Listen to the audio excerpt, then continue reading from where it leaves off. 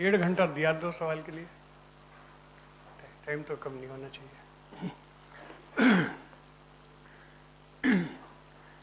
I welcome to each one of you to Pargati.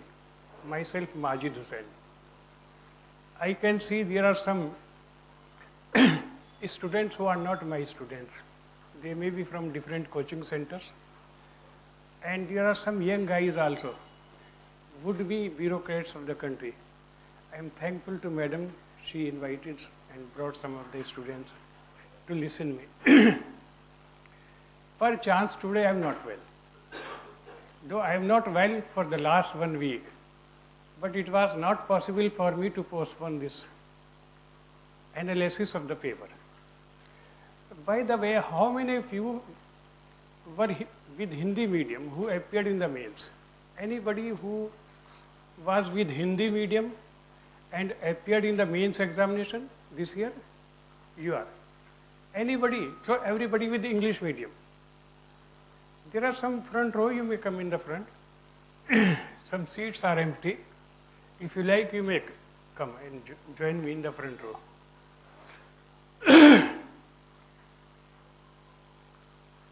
So those who are from other coaching centers, to them, I am Majid Husain. About Majid Husain, there are many rumors. And the rumors are that he is an author, he is very senior, both these things are correct, and he never teaches. This propaganda is wrong.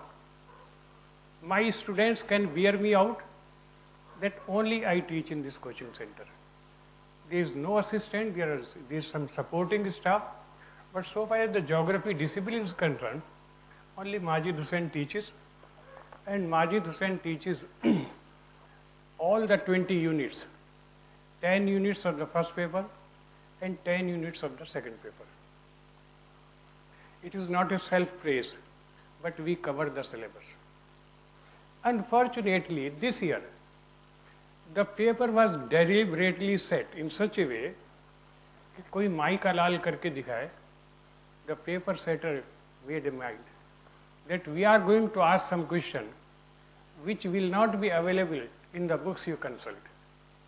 For your physical geography, most of the students go for Savinder Singh. That is a Bible. I also recommend to my students, read Savinder Singh without telling them that I also have written a book on physical geography. But I recommend he is a friend of mine, and that book is really very useful. Contains a lot of information. But the paper setter made it a point not to ask any question from that book. So anybody who is a bhakt of Savinder Singh, please change your approach.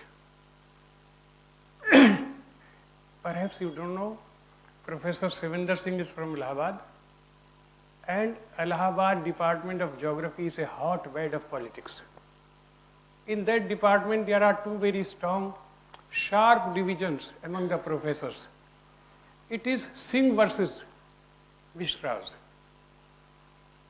One group belong to Sharmas or Mishras. The second group is Rajput group, Savinder Singh. And all these Savinder Singhs, they are Suryavanshi, not even Chandravanshi. So if Savinder Singh is in the examination, Mishras will be omitted, Sharmas will be slaughtered. And if there is a Mishra or Sharma in the panel of the paper setters, they would like to see that no question is coming from Savinder Singh's group. If you do an analysis of the book, Physical Geography by Savinder Singh, even Geomorphology by Savinder Singh, a separate book, pseudo-volcano is not given. So this was in the mind of the paper setter to ask a question which is not in the books of Savinder Singh. Secondly, the paper setter, I think some agency was monitoring what is being taught in the coaching center. ये अंदर की बात है. I know in some of the coaching centers, the bottom relief of the Pacific Ocean was not taught. Not only in one or two coaching centers, in several coaching centers, the bottom relief of Pacific Ocean was not taught. It was there in the paper. I know 2-3 coaching centers that what is under the water in the Pacific Ocean, this topic was not covered and it was a 20 marks question. So there is some agency reporting them. Unfortunately, and I feel bad, that 2 questions were out of syllabus. 2 questions were not in the syllabus. How many of you appeared in the mains? Please just raise your hand. Anybody who appeared in the mains? None of you appeared in the mains? All right, welcome. I will tell you there was one question.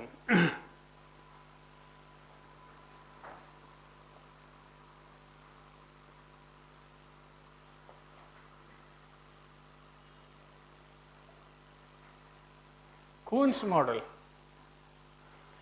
Kuhn's model, we have a separate unit, unit number 10.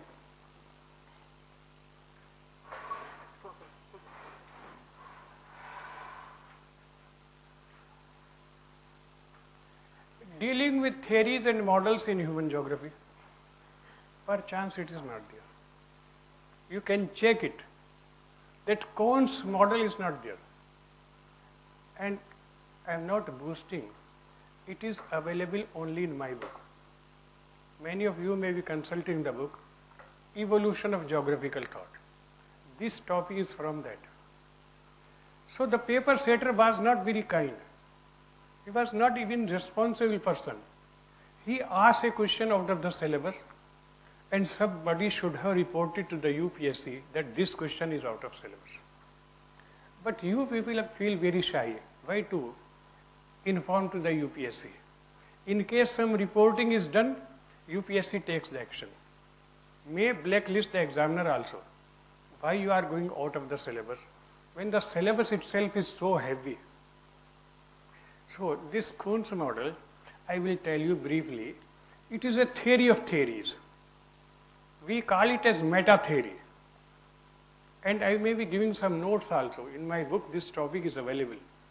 I will be talking about. One question, it is out of question. The second, which was out of question,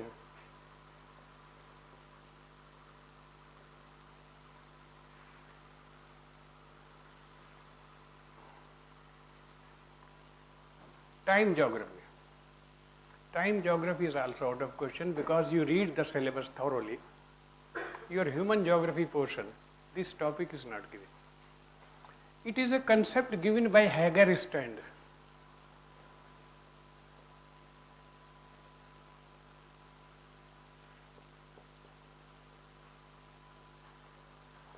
He was a Swedish geographer, head of the University of Lund. He developed a theory that geography deals with time. And I was listening some paper analysis. The expert, he is a very competent person. He is not familiar what is time geography. Anyhow, this is not in your syllabus. I will be telling you what is to be written on this topic. This is. But the UPSC is such an organization.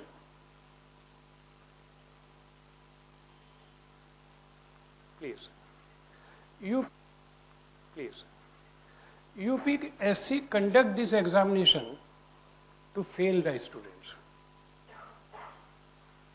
All the time they remind the examiners, please read each line. If possible, each sentence. If possible, each word with the spellings. If this is the level of evaluation, you can understand that you have to snatch marks. All your examiners, when they are evaluating the MA, BA, honors answer books, they are very generous. They give marks liberally. But the same examiners, when they visit Dhawalpur House or invited to do the evaluation work of the UPSC candidates, they become butchers. They slaughter the student. Even on a small mistake, they give serious punishment. If this is the level of evaluation, then you have to be very careful. You have to write only sensible things. And sensible thing writing is possible if the teacher is a responsible teacher. If teacher is not serious, a teacher is not having a background of geography, if some Hindi teacher is teaching geography, Hindi student who offered geography as optional, Hindi literature and geography as the second optional about 10 years back, and over the period of time he became a professor of geography, helping the students in coaching center, guiding or misguiding them, he cannot deliver the goods.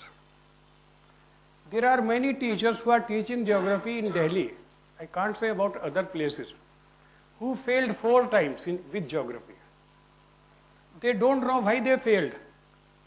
अगर वो पास होते तो coaching में ना होते, फिर कहीं के कलेक्टर होते, इनकम टैक्स ऑफिसर होते, कस्टम एक्साइज में होते, कुछ होते, यहाँ ना होते.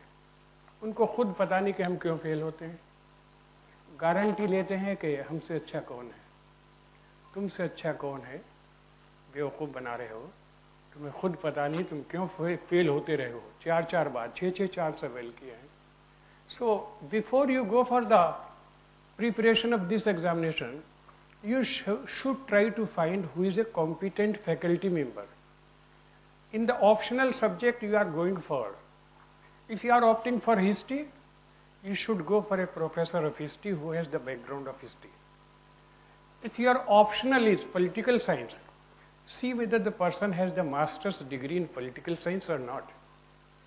Or if you are going for geography, try to find whether this person is just a failure of IAS or has some academic background of teaching in the university. This is a very important thing. लेकिन यहाँ भीड़ के साथ लोग चलते हैं, जहाँ ज़्यादा जा रहे हैं कोई तो अच्छी बात होगी,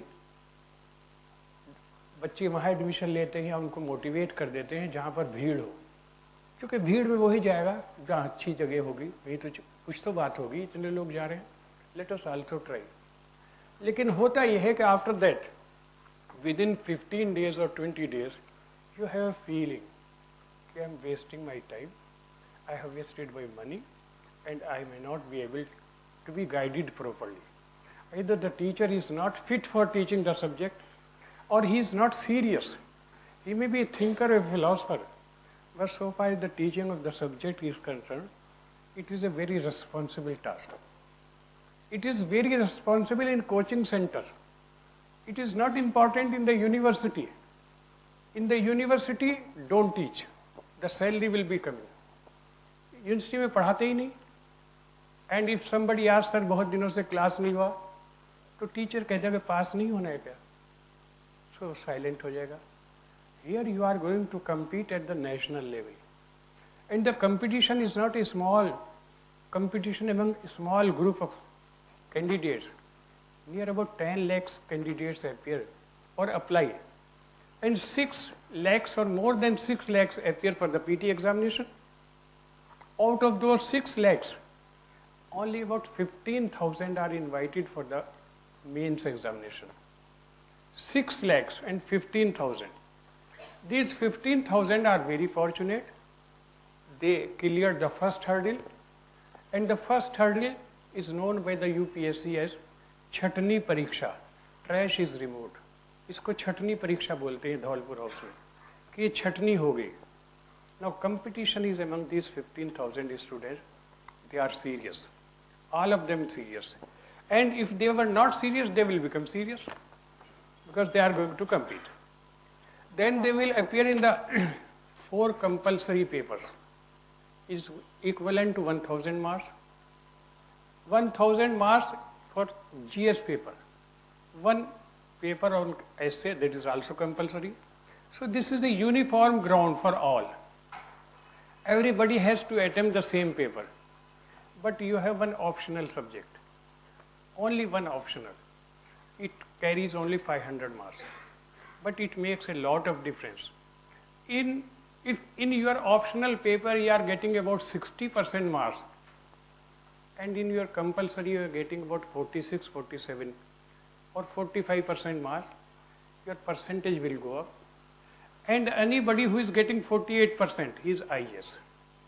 This is the actually criterion of the UPSC, because the topper is getting 52%, 53%. Now, even the topper is getting 54%. So in case you are very good in your optional subject, there is every possibility that your rank will go up. This is actually the way how to proceed. So, going for this examination is not an easy pariksha, an easy examination. First, you have to commit to yourself that I am going to become IAS. You have to commit to yourself. And for about 1 year, you have to disassociate yourself with all the other activities. You have to be in touch with the teacher. Teacher should be very sympathetic with the career of the student. And if it is a bheed of 600 students, naturally the teacher will not be knowing the names of the students. He may not be giving the time to the students. And people start feeling nervous, desperate, sometimes thinking I wasted my time, I wasted my money. And when there is some pressure, they start developing intimacy and friendship. दोस्ती बहुत हो जाती है. बड़े coaching centre में दोस्ती बहुत करते हैं लड़के. चलो चाय पीते हैं, फ्रस्ट्रेशन को दूर करना है, ये होता रहता है. दोस्ती के अगर केसेस देखें छोटे कोचिंग सेंटर से कम होते हैं, क्योंकि वहाँ टीचर हर वक्त नजर रखता है. बड़े कोचिंग सेंटर के बच्चे ज़्यादा दोस्ती में इन्वॉल्व होते हैं और इस दोस्ती में 2-3 साल निकलने उनके आसान होते हैं. फिर कुछ और सोचेंगे, कुछ और हो जाएगा. So this is a very serious thing. First you have to commit to yourself, I want to become IAS. Then try to find where should I go for the guidance. It may be guidance for your GS papers, it may be guidance for your optional subject, even maybe for the essay writing. Try to find the ideal. You people are very smart, have the smartphone in your hand. Try go on some site and locate where should I go. Or if you are confused, never go anywhere. Do self-study. And whenever you face some problem, contact some responsible teacher to get your doubts cleared. This is the way. But when the new syllabus was designed by the UPSC in 2001, it was implemented. It was further modified in 2008 with the intention that the work of the coaching center, the students will not be going to the coaching center. But the way the paper setting is being done by the UPSC, more and more number of students are going towards the coaching center. That purpose has been forfeited. That purpose has not been achieved. This is actually a point of caution. Please be careful while joining any of the coaching center and tell to your friends also that it is not an easy thing. But if you are committed and you are really dedicated, it is a 1-year course. In 1 year you can achieve your target. You will not feel it a problem. In 1 year you can become IAS, and there are many cases who became IAS in 1 year. If they can become in 1 year, why we cannot become? This should be the actually motivation behind. अगर कोई और 1 साल में हो सकता है तो हम क्यों नहीं हो सकते? Now the second point is, IAS does not demand any extra intelligence. It does not need genius. It does not need genius. कहते ये बड़ा जीनियस लड़का है. जीनियस कभी IAS नहीं होते हैं. एवरेज बुद्धि के जो लोग हैं वो IAS होते हैं. They should be average, but diligent, working regularly. हर दिन 5-6 घंटे पढ़ते हो, रोजाना पढ़ते हो, अपनी हेल्थ को ठीक रखते हो, वो IAS बनते हैं. ये मेरा पॉइंट है. आप इससे हो सकता है एग्री ना करें. मैं इससे ज़्यादा कहता ही नहीं कभी कि 4-5-6 घंटे से ज़्यादा पढ़ो. Don't study too much. अगर कहते 14 घंटे पढ़ के आया हूँ, तुम 14 घंटे अपने ख़राब करके आए हो. 14 घंटे पढ़ाई नहीं होती. इस कंप्यूटर की कैपेसिटी होती है. ये कोई प्रेमचंद की कहानी नहीं है, हीरा मोती या 2 बीघे ज़मीन, इस तरह की ये कहीं नहीं है. आपको कोर्स पढ़ना है. So even 4-5 hours are sufficient. And this 4-5 hours should not be in one continuous sitting. Do this reading after a gap. After 1 hour, give a gap. Take some rest. listen some music, चाय P लीजिए, fresh हो जाइए. Again do another subject, not the same subject. This policy is to be adopted. So most of you are new faces. Anybody, I still want to know, anybody who appeared in the mains examination this year in the geography paper? There is not even a single one. Now I start with the analysis of the paper. The first question of the first paper was very scary. Very scary. देख के ही डर लगे और paper ऐसे बनाया कि nervous हो जाए पेपर को देख करके. First question in geography is compulsory. It carries 5 short notes. And each short note carries 10 marks. That is equivalent to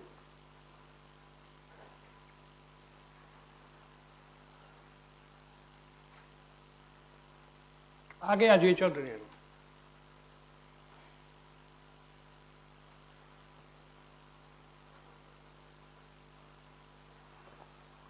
Please sit down.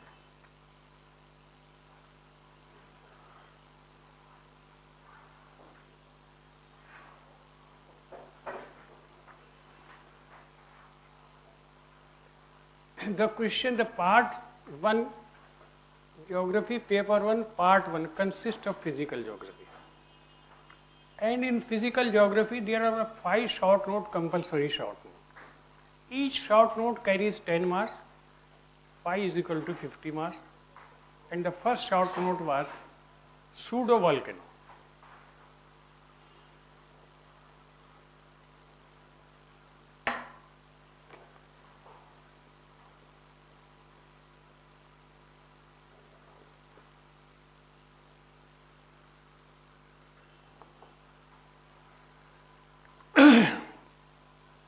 What is a pseudo volcano? Yes, please.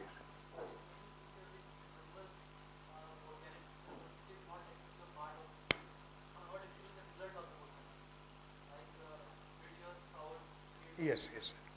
You appeared in the maze? You read after the paper was over? Yes, you are correct. Actually, a topography which gives the impression that it is a volcanic crater, but in reality it is not a volcanic crater. If you study in the book, you will find volcanoes are created by the endogenetic forces. Some force from the inside of the earth is bringing lava or some solid material or gas on the surface, may be creating a feature like this, known as crater. Sorry.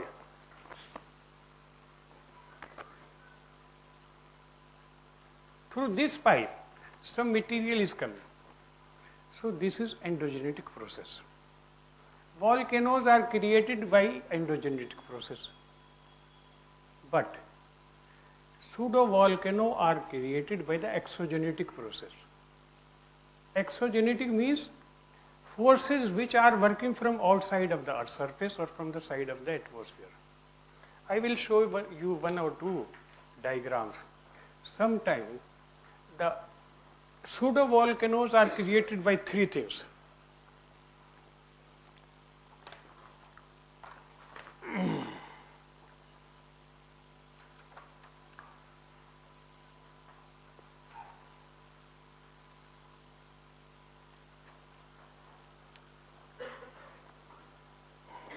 Number 1, mines.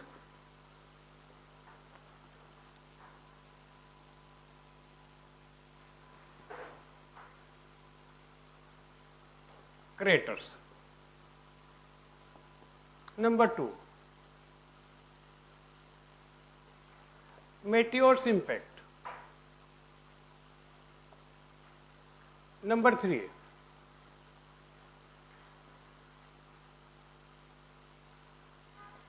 salt plugs. These 3 features are created by exogenetic forces. If something falls from the space on the earth, because of its impact there will be a ditch. That ditch is known as a crater. But actually it is not a lava crater. It is not created by the endogenic forces. And I got some very reliable source.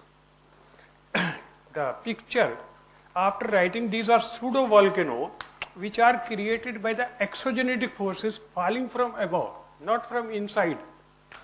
The picture, the diagram should have been given like this.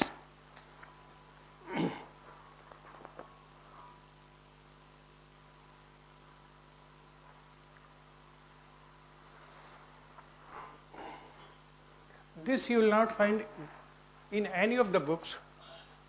You are consulting the Bible, etc., of physical geography. This is from Hamlin's book. This is a very leading geomorphologist from USA. This is the latest publication. I borrowed this from Hamlin's book. And he gave this diagram. Something is falling. Because of the impact of fall, a crater has been created. This is known as a pseudo volcano.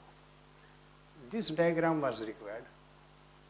And if you are consulting Thornbury, because pseudo volcano is given in Thornbury, last but one chapter deals with pseudo volcano. He has given it. There is a diagram there also. The Americans have discovered more than 100 craters in different continents which are pseudo. And the biggest pseudo crater is in Arizona desert.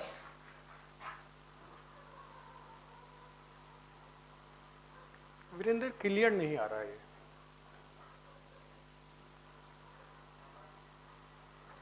See the dimensions of this. From this side to this side, this meteor is 175 meters, and the depth, this depth is 50 meters. It is such a big. And on this side, there is material. On the rim side, it is also 50 meters. So this is a big artificial crater. But remember, if you are committing a mistake saying that lava comes out, this is a serious mistake. Lava never comes out. Lava is too deep. Lava may be about in the asthenosphere. There is no chance of lava eruption. The impact will create a crater, will create a shape like this. This diagram can be given. These are, most of such craters are in the Appalachian Mountains. Some mining is also done in Chota Nagpur Plateau. If you do, blasting is going on. Some temporary small craters are created in Chota Nagpur Plateau, in Appalachian Mountain, in Ruhr Basin, in Silesia Basin, in Ural Mountains. If you are in shortage of matter, you can give these examples that this type of craters may be found. There is one more feature which resembles to a volcanic feature, but that is not, and that is salt plugs. I have obtained a diagram of the salt plug also.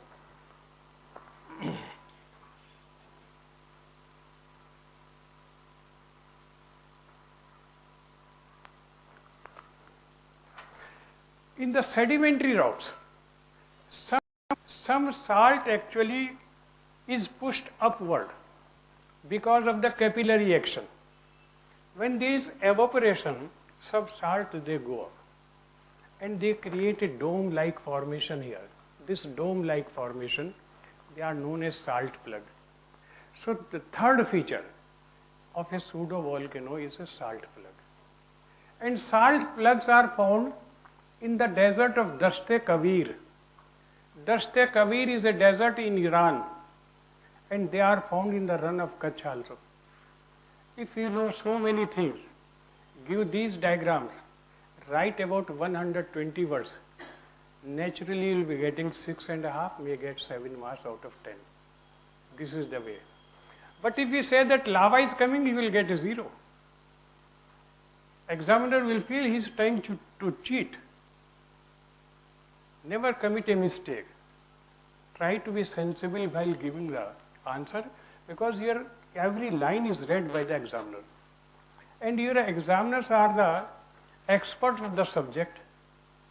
They may not be knowing, but they are provided the model answer. Before the evaluation work is started, they are given the model answer. The paper setter of UPSC submits the solved. He submits the paper, solved paper, as you do in mathematics, solved example. Similarly, in history, in geography, in political science, in economics, each answer is written by the paper setter. Then these answers are discussed and finalized. Next day, the evaluation work starts. This is the way. So if you give 2-3 diagrams plus a little bit, then you will be getting 6 or 7 marks. It is so simple. But if you are committing mistake, he can give you 0 also. This was one question which was, in my opinion, away from Savinder Singh's book. It was from Thornsbury's book. Last but one chapter, pseudo-volcano is there. And he has cited many more examples also. But when it is a compulsory question only of 10 marks value, in which the examiner is asking you to write about 150 words, never follow 150 words. Try to write about 100 words or at the most 120. Give 1 or 2 diagrams. That is the requirement of a geography answer. You can finish it in 7 or 8 minutes time. This is the way how to proceed. The second question, you are free to ask me any question because I am not well. Your question will give me some rest. The second question was low energy cost. Yes, please. Soil actually, do you know, in semi-arid areas, where evaporation is very fast, so through the capillary action, some salts go up, especially in the sedimentary rocks. So when the salt is being pushed, it takes the shape of a dome-like formation. This is actually the salt plug diagram. Again, you will not find it in even Thornbury's book. I obtained it from Hamblin's book. Hamblin's is the latest literature produced by the American geomorphologist Hamblin. The book is very expensive. In Indian currency, it is more than 6,000. So purchasing a book only for pseudo-volcano and plug for spending 6,000 is not desirable. But perchance I have all these books. And when I teach my student, I try to give the latest diagram so that the examiner has a feeling of inferiority complex. Oh, this student is better than myself.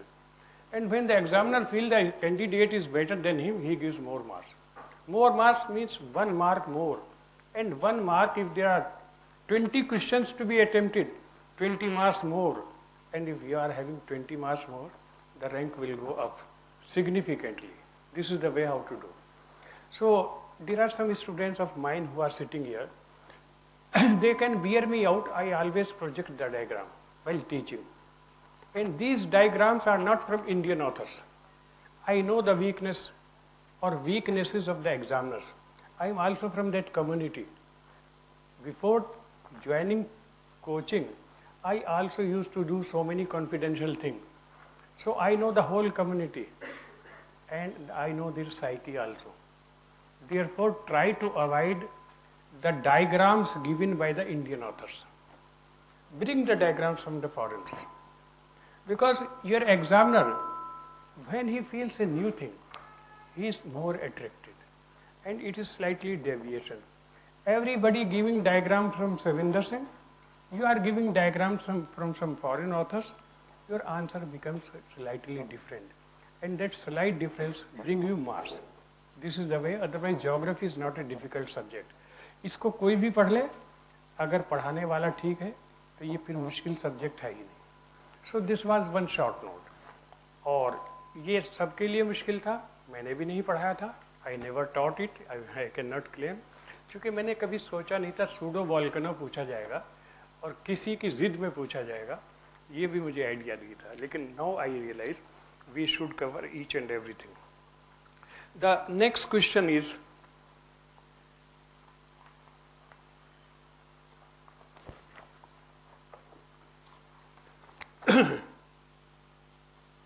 distinguish between low energy coast and coral coast.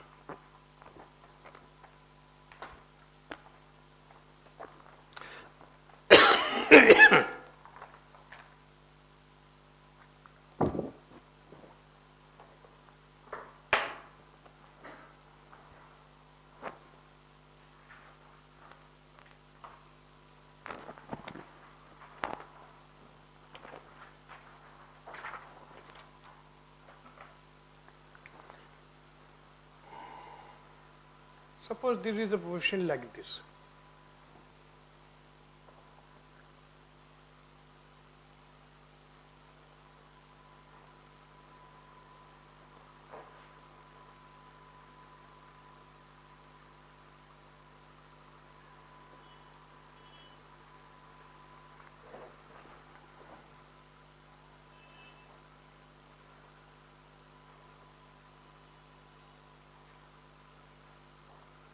So this is land and this is sea.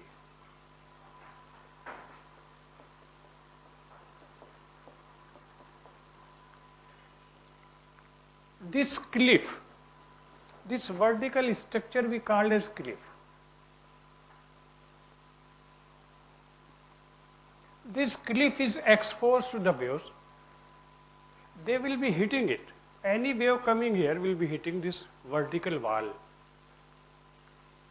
So this is a high energy coast because it will be damaging the coast much faster.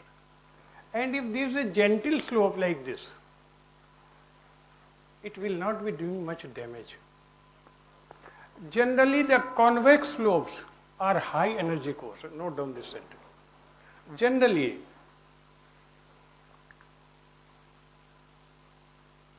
the convex slope along the sea coast are high energy coast, and the concave slopes are low energy coast.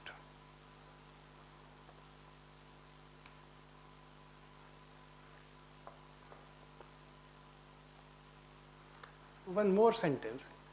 What is a coast? Because there are some students who are not geography students, they are by their grace, they are with me. Note down a definition of a coast. Coast has been defined as the zone extending from the ocean water as far as the environment is affected by the marine process.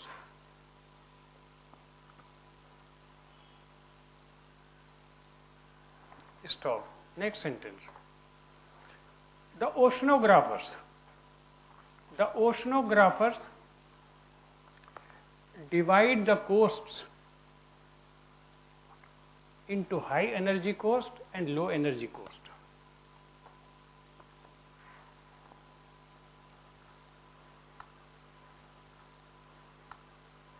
Generally, the steep slopes like cliff are the high energy coast, while the concave slopes are low energy coast.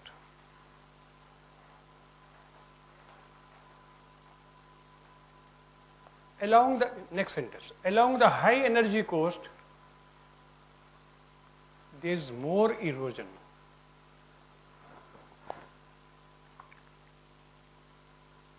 Along the low energy coast, there is more deposition.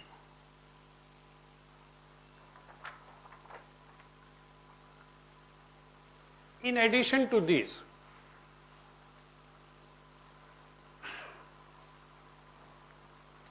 along the low energy coast there are mangroves,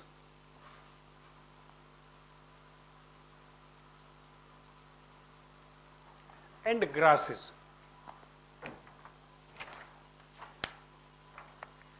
You see, this is the sea level. I am talking the tropical latitudes. This is the sea level. This is a concave slope. The waves are doing some damage, but there are mangroves, trees also. There will be enough deposition in this area. In the temperate latitudes, again this is an example of concave slope. There may be some cold grasses. Here you have the mangroves vegetation along the low energy coast. Here you have some grasses in temperate latitudes. So Sundarban Delta can be cited an example of low energy coast. And if there is a steep wall-like formation like the Arabian coast, Malabar coast, or the Konkan coast, they are steep. They are high energy coast. The other features of a low energy coast are given in this. After the class you can have the Xerox copy of this. I did it for you and I do this for my students regularly. The other features of a low energy coast are actually the wave is coming from this side. This is a coastal area, this is land. This is land and this is sea. So you will find some bay, some spits, some reet ke tile along the coast. There may be some sand spits. There may be some tombolo. So these are the features of a low energy coast. This diagram was required. Either the previous one or this diagram. Because I always advise my students, never attempt any question without a diagram. Diagrams, they carry more marks. And they can be done very quickly if you have the practice. It is unwritten in the mind of geography professors. And your answer books are checked by geography professors, not by the teachers of coaching center. हम लोग तो बेवकूफ़ बनाते हैं, बच्चों को misguide करते हैं, क्योंकि हम गुरु कम है, गुरु घंटाल ज़्यादा है. But your answer books are checked by geography professors. They are senior people. They know. And they very easily find how much deep you are about this topic. They read your diagram and get the result.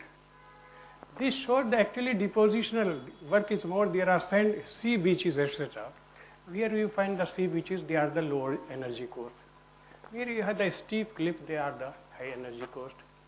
क्योंकि geography का professor भी कहता तो है कि मैं हर line पढ़ता हूँ, but basically they are also कामचोर. वो भी चाहते हैं शॉर्टकट हो जाए. क्योंकि होता ये है कि आपका डायग्राम देख के उसको आइडिया हो जाता है.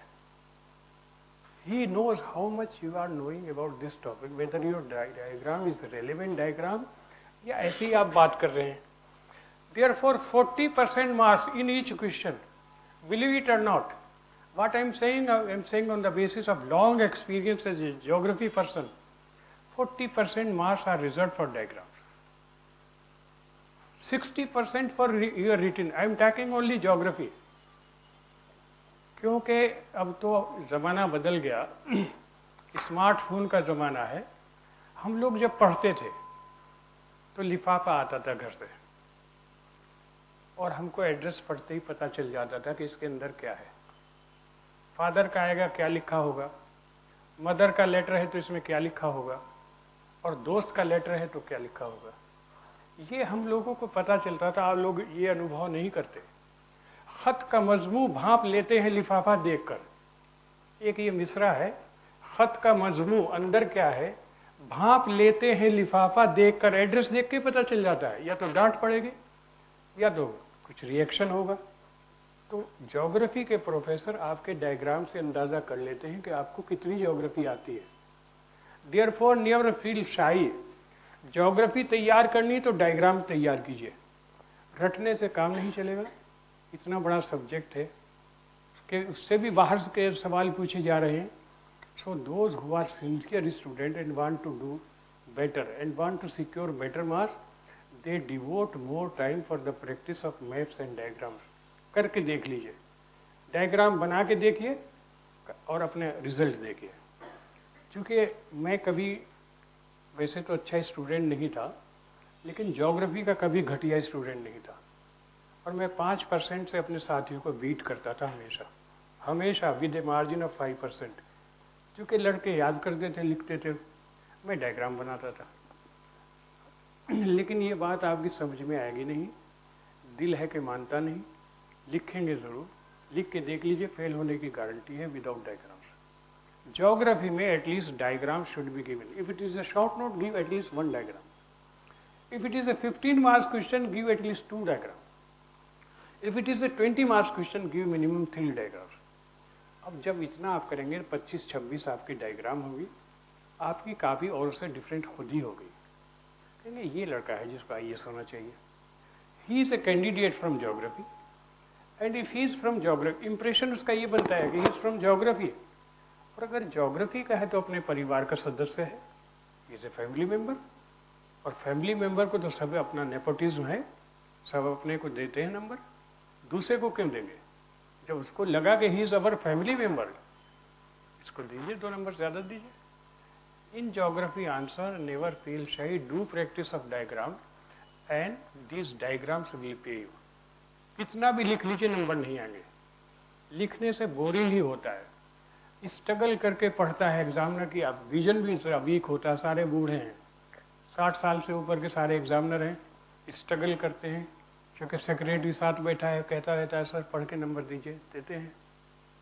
और फिर उसमें आप ये करते हैं कि स्पीड आखिर में इतनी बढ़ा देते हैं, शुरू में आराम से लिख रहे हैं, आखिर में स्पीड बढ़ा दी, स्पीड बढ़ाई तो राजधानी एक्सप्रेस से आपने लिखना शुरू कर दिया, इतना तेज लिखते हैं कि कोई माई का लाल पढ़ के दिखा दे।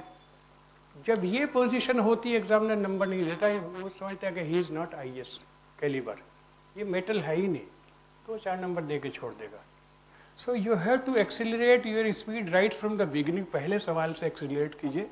इन बिटवीन यू शुड इंडक्ट और document your answers with maps and diagrams, और इस रफ्तार से चलिए कि यूनिफॉर्म रफ्तार आपकी बनी रहे। लेकिन ये कहना आसान है, ये स्पीड उसी की बनेगी जो डेली 5-6 घंटे काम कर रहा है, ये उसकी नहीं बनेगी जो 14 घंटे पढ़ रहा है।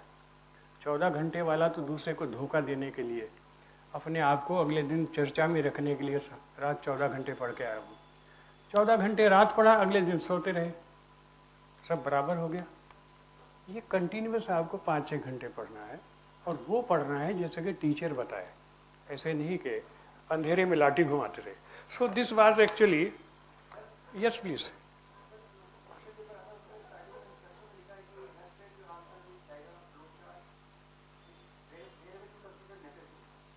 हाँ, तो नेसेसरी तो हमारे यहाँ हर क्वेश्चन में होता है, उसको न न न हर क्वेश्चन में नेसेसरी है, वो कहते हैं आपको। हाँ, पहले पेज पे होता है, but I know 40% weightage is given to maps and diagrams in each short note, in each full question. अब आगे अगर आप कहें कि इंडियन मॉनसून मैकेनिज्म है, उसमें आप कहेंगे इसमें जरूरत है, लेकिन उसमें कम से कम 10 डायग्राम देने चाहिए। आप कहें वो हमेशा यही आता है, IMA के पेपर, IMA में भी ये आता है। Yes please. नहीं, ह्यूमन ज्योग्राफी में आएंगे, बिल्कुल जरूरी है। हाँ, तो पॉपुलेशन हमारे लड़कों ने बनाया होगा, हमारे लड़कों ने उसमें मैप दिए होंगे। नहीं नहीं, सुनिए, आपने कोचिंग कहाँ से की है, तो फिर आप कहें कैसे? Population as a social capital, अव्वल में तो सबको 0 मिलेगा इसमें, जो प्रगति के बच्चे हैं उनको इसमें नंबर मिलेंगे। क्योंकि मुझे पता है कि population is a social capital जब आपको पढ़ाते हैं तो वो ह्यूमन डेवलपमेंट इंडेक्स पढ़ाते हैं, और ह्यूमन डेवलपमेंट इंडेक्स के 3 सूचांक हैं, 3 इंडिकेटर्स हैं, long life, healthy life, good education, good income. इस पर वो रैंक कर देते हैं कि कौन अच्छा है, कौन कमजोर है। ये ह्यूमन डेवलपमेंट, ये तो है ही नहीं, population is a social capital. Population is a social capital, ये शायद 15 नंबर का सवाल आया है, क्या समझते हैं आप उससे?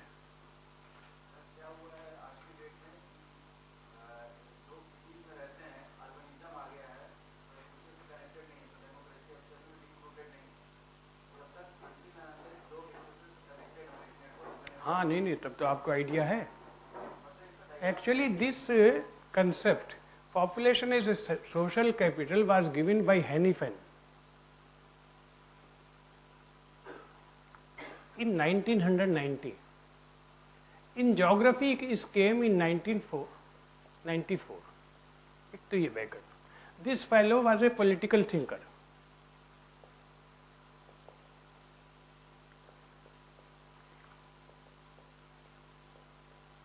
From USA. He said, as we are developing, we are becoming rich, we are becoming lonely, we are not interacting with each other, and consequently there is less tolerance. जब मिलेंगे ही नहीं तो टॉलरेंस नहीं होगा. So we should interact with each other. If you want to see the democracy to survive, and Western world is democratic world, for the survival of democracy, social interaction is a must. People should interact with their neighbors, with the people of different religion, with the people of different faith, with the people of different income group. So those who actually interact with others, they are social capital. They may be poor. किसी के यहाँ किसी का देहांत हो जाए, आदमी पहुंच जाता है, वो सोशल कैपिटल है. अगर आपके यहाँ किसी के यहाँ किसी का देहांत हुआ, उसने कहा कि साहब नेक्स्ट डोर को नॉक किया कि मेरे पिता का देहांत हो गया, तो वो दरवाजा बंद कर लेगा. Your father expired, how it matters to me. सुबह सुबह मूड खराब करने आ गए, वो दरवाजा बंद कर लेगा. So this fellow is not a social capital. वो उसको कहेगा ring to the burial squad.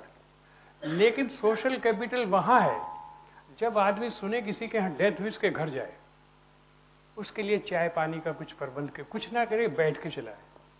ये सोशल कैपिटल है. जो दूसरों की खुशी में खुश रहे और दूसरे के दुख में दुख ही रहे, वो है social capital. And it promotes tolerance. This tolerance is a must for democracy. ये हैनीफेन ने कहा था. So the population is a social capital is more in developing countries as compared to the developed countries. And if you take the developing countries, like India for example, we are in the developing countries. In India, population is a social capital is more in the rural areas as compared to the urban areas. तो map कैसे नहीं बनेगा? You have to create a map. Give a world map showing the areas which are rich in social capital, the areas which are poor. जिनको आप अमीर कहते हैं, they are poor. वो तो किसी से इंटरेक्शन करते ही नहीं, अपनी दुनिया में मस्त हैं, बोलते नहीं. वो बस में भी जाते हैं तो बोलते नहीं किसी से, अपनी दुनिया में मस्त हैं. अगर आप उनकी बस में बैठ के बोले तो आपकी तरफ को देखेंगे, अच्छा बोलता है, आप चुप हो जाएंगे. हम जब ट्रेन में ट्रेवल करते हैं, यहाँ से पानीपत जाना है या रोहतक जाना है, जा रहे हैं, अननोन है एक दूसरे के लिए. आप अखबार इधर से पढ़ रहे हैं, वो उधर से पढ़ रहा है. ये है social capital. We become so friendly with. और कभी अखबार आपसे ले लेंगे, भाई मेरा स्टेशन पहले आना, मैं पढ़ लूँ, तुम आगे पढ़ लेना. This is capital. गांव में जाइए, आपकी मोटर बाइक खराब हो जाए, गाड़ी खराब हो जाए, गांव के 4 लड़के उठा के आपकी गाड़ी रख देंगे. जरा अमेरिका में जाके सोचिए, कोई सोच ही नहीं सकता. तो मैप बनेगा, जरा सोचिए कि कैसे नहीं मैप बनेगा. Distribution of population as a social capital is most uneven. It is less in developed countries, more in developing countries. 2 shade दे दीजिए and give the map of India. Say that population is a social capital is very poor in the million cities. The rural areas are better.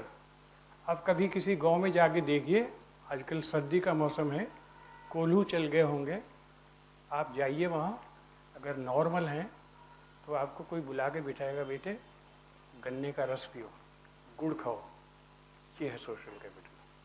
पूछेगा किसके यहाँ आए हो, किससे मिलना है, और ये बाल कैसे कटा रखे हैं तुमने, तुम करते क्या हो, ये है सोशल कैपिटल। वहाँ कह के देखिए, या शहर में किसी लड़की को कह के देखिए, लड़के को कह के देखिए, यहाँ रिएक्शन दूसरा होगा।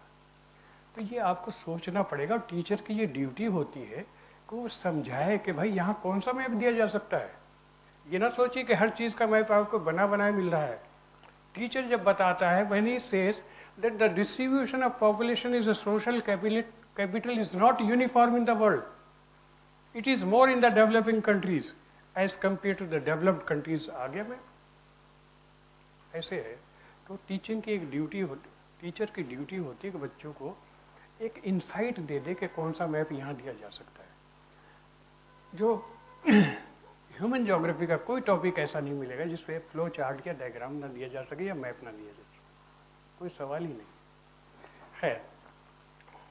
No, this was actually, this is a low energy course, and one of the features of the low energy course is you will find deposition. And I have given an example that mangroves, wherever you find it may be Sundarban Delta, it may be Mahanadi Delta, Godavari Delta, Krishna Kaveri Delta, all these are the low energy coast. And if there is a steep slope, that is a high energy coast, where there will be more erosion. It was carrying only 5 marks, because the second part of this question was coral coast. Now you have to explain in coral coast that coral actually is an insect. It creates some rocks, and these rocks are of 3 types. These formations are of 3 types: fringing reef,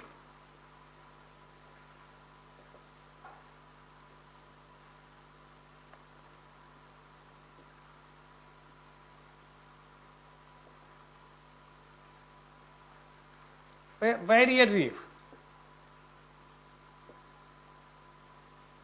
and atolls.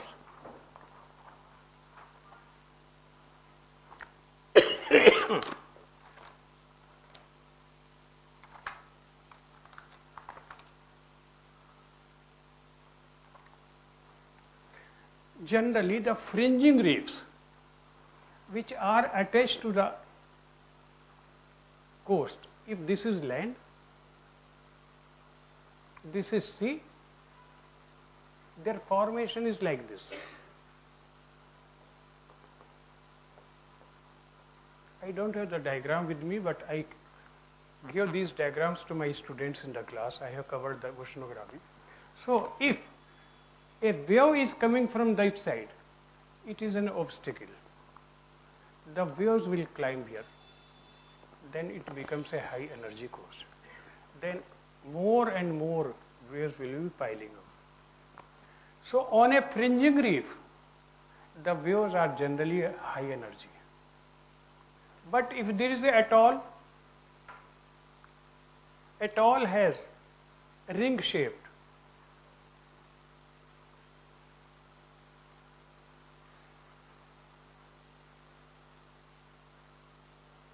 This is a lagoon. Water may be coming from all sides. In between there are barriers. So lagoon coast will be a low energy coast. All coral coasts are not high energy coast. Fringing reefs are high energy coast. Fringing reefs are high energy coast. But atoll coasts are low energy coast. This way, if you give this 2-3 diagram and write a little bit, you can say it is very easy.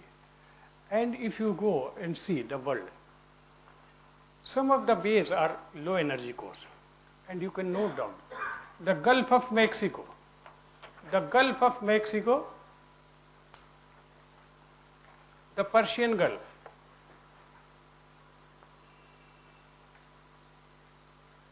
the Yellow Sea, Baltic Sea,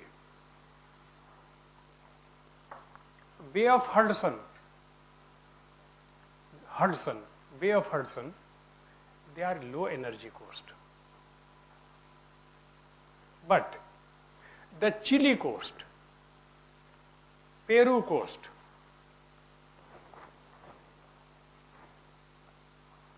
and Japan coast, Philippines coast are high energy coast.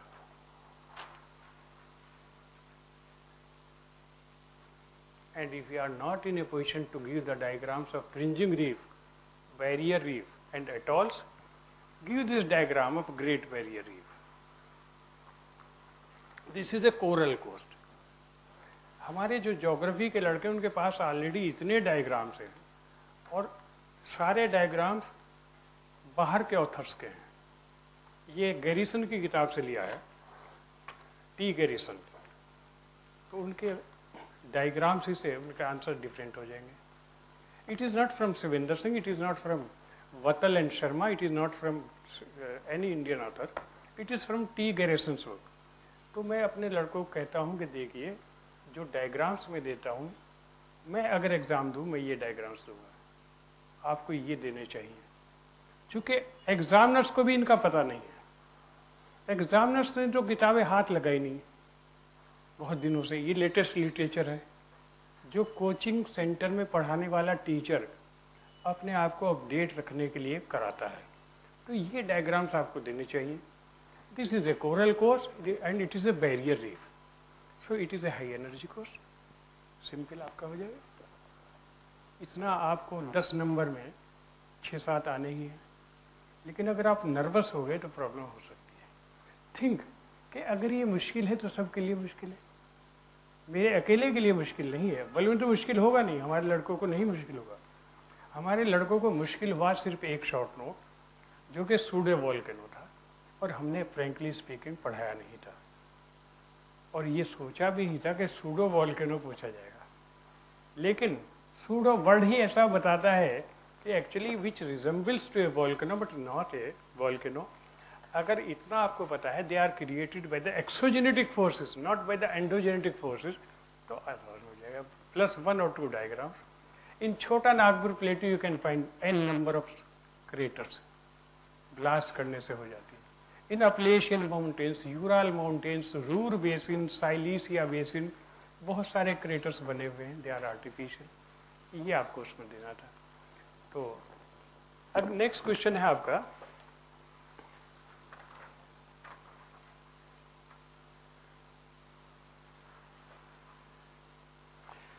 discuss the impact of ocean currents on air masses.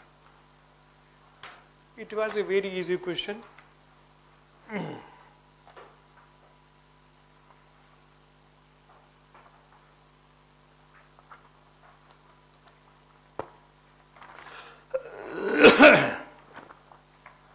Actually, ocean currents are generally of 2 types, warm currents and cold currents. High school से पढ़ते चले आ रहे हैं, NCERT की सब किताबों में दिया हुआ है. Ocean currents are of 2 types and normally air masses they develop the characteristics of the surface. Separately, you know what is an air mass? Air mass is a huge body of air which has similarity in temperature, moisture and lapse rate. This is the definition of a air mass.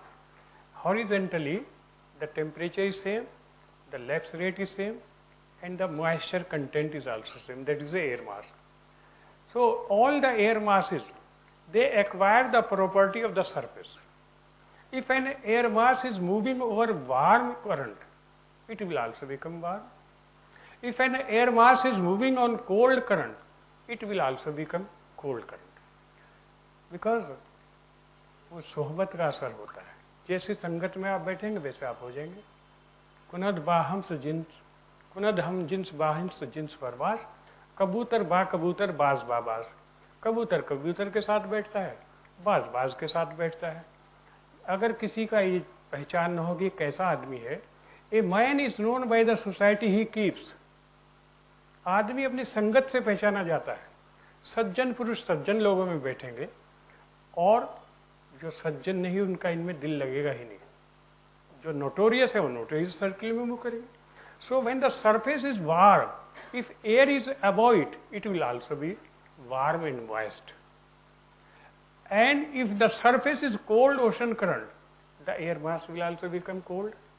After writing this, that the character of a air mass is determined by the ocean current it is lying over. It may be warm air mass, it may be cold air mass, as can be seen in the case of North Atlantic Ocean. And in the North Atlantic Ocean, I plotted this.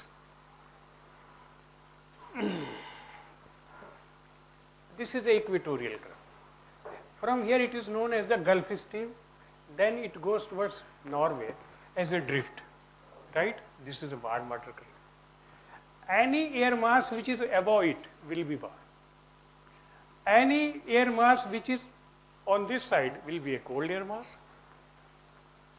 So the character of a air mass is modified by the surface of the ocean. The surface of the ocean may be warm or cold. They follow the same pattern. But how it affects the weather conditions? Further you can extend. Suppose this is a desert area, Sahara Desert. The temperature is very high. As compared to this place or the ocean, ocean is cool relatively, or you can say this is a high pressure area, this is a low pressure area. Air will move from high pressure towards low pressure. But when it comes in contact with the Canary current, this is a Canary current, this will also become cool because it came in contact with the cold water. This warm air will drop some moisture. There will be foggy condition here, and then it will enter into the Sahara Desert. It will be having very little moisture in it. So it is said it helps in the development of Sahara Desert. Partly it is also responsible in the genesis of Sahara Desert. And you see on this side you have the Labrador current. It is very cold. The temperature may be minus 15 at the place where it originates from. Coming down in this area also the temperature is very low. So if you compare this latitude with this latitude, the air masses and the ocean currents, they do a lot of difference. Here along the coast at 66.5 degrees, along the Norwegian coast, the temperature is always more than 2 degrees Celsius. Even in the month of January, at this latitude, the temperature is more than 2 degrees. It means the sea ports remain open, even in the cold winter season. While in St. Lawrence, this is St. Lawrence, this area, it is only 50 degrees north. Here the temperature comes to minus 15 degrees Celsius. By such examples you can say that actually the ocean currents affect the direction of movement and the physical properties of air masses. They may be warm and moist air mass, they may be cold and dry air masses. This was a question, but you see, when you are going in the examination, ये सोच के जाइए कि मुझे नक्शेबाजी करनी है वहाँ, मुझे मैप्स बनाने हैं और उसकी तैयारी करनी है, पहले से करनी है, आपको बीट करना है. सो drawing this is not difficult. North Atlantic कोई भी आसानी से बनाएगा और एग्जैक्ट नहीं बनाना होता. लगे कि ये नॉर्थ अमेरिका है और ये अफ्रीका है, इतना ही करना होता है. I have given 2 shades, warm current with orange colour, cold with blue, so that the examiner have a feel that this Y has a geographic sense. This Y has a sense of cartography. He knows cold means blue or green, warm means this orange color, fire color. इसका उल्टा आप करेंगे तो आप punish किए जाएंगे. फिर तो पेंसिल से ड्रा कीजिए. Then it will be better to draw your drawing with pencil. उसमें पता नहीं चलता है. लेकिन अगर आपने गल्फ स्ट्रीम को नीले रंग से दिखाया और कैनरी करंट को ऑरेंज कलर से, तो आपने उल्टा कर दिया. इसका मतलब you are not a student of geography. और वहां आपके नंबर, आप कुछ भी कहिए, कटेंगे कि this candidate is not having the geographic sense. इसको यही पता नहीं कि ठंडा रंग कैसा होता है और गर्म रंग कैसा होता है. या तो आप पेंसिल यूज कीजिए, अगर कलर यूज करने हैं तो ये ध्यान रखिए कि मैं गर्म चीज दिखा रहा हूँ या ठंडी चीज दिखा रहा हूँ. If you do this, you can again expect 6 marks without much difficulty. What is the next question in this?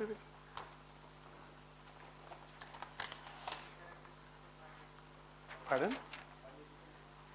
Yes, biological desert. उसमें थोड़ा सा different है. Actually, biological desert has been used by the geomorphologists and by the oceanographers. So you have to mention in the beginning that this term has been used by the geomorphologists as well as by the oceanographers. For the oceanographers, very deep oceans where animal fauna and flora is not found is a biological desert. But for the scholars of geomorphology, the regions of extreme climates are known as biological deserts, and I have plotted a map for that.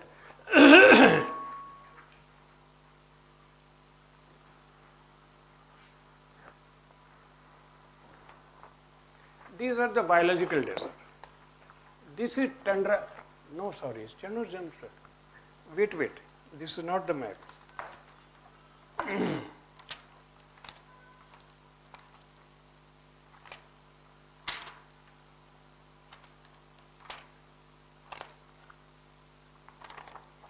Wrongly placed.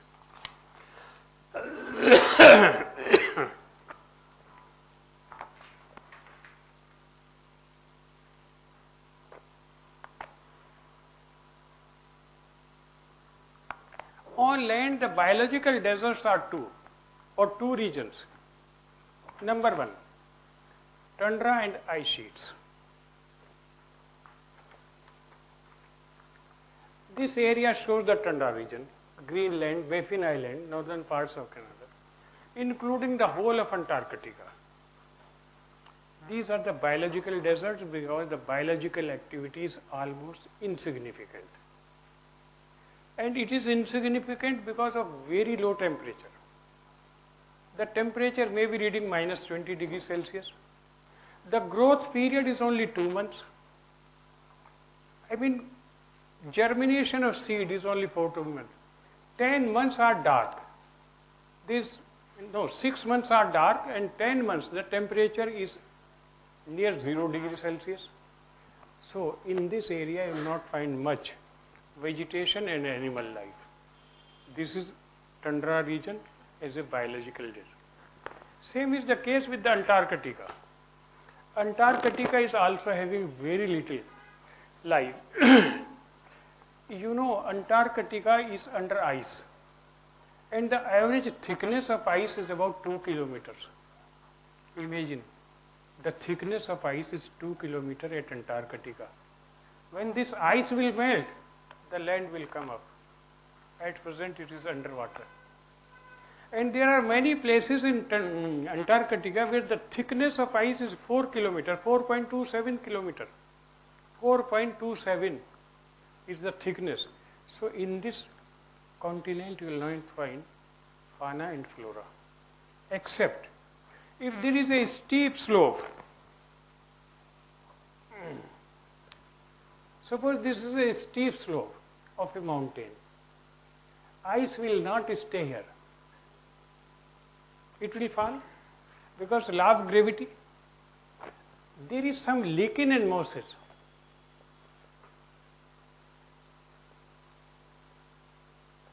On these slopes. ये हरे रंग के होने लगे. That is the only vegetation which is found. And the experts are saying this is global warming because there is some vegetation appearing on the steeper slopes of the Antarctica also. So one is the tundra region where the temperature over more in most of the months is in minus. This is one desert. The second biological desert is the hot desert areas.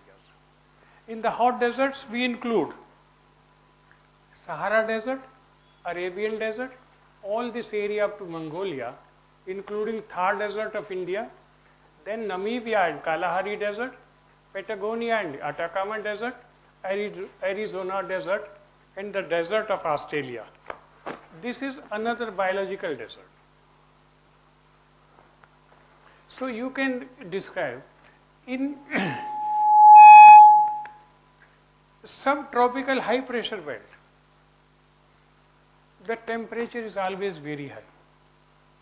In the summer season, it may be reading as high as plus 50 degrees Celsius. There is scarcity of moisture. Temperature is very high in all these deserts, and there is scarcity of moisture. So you find a rare cactus and thorny bushes. They are not having much vegetation. That's why the experts of ecology and geomorphology have started saying they are biological deserts. So this was a map to be given for biological deserts. And you know the features of all these biomes, which can be explained in few lines: tundra and the hot deserts.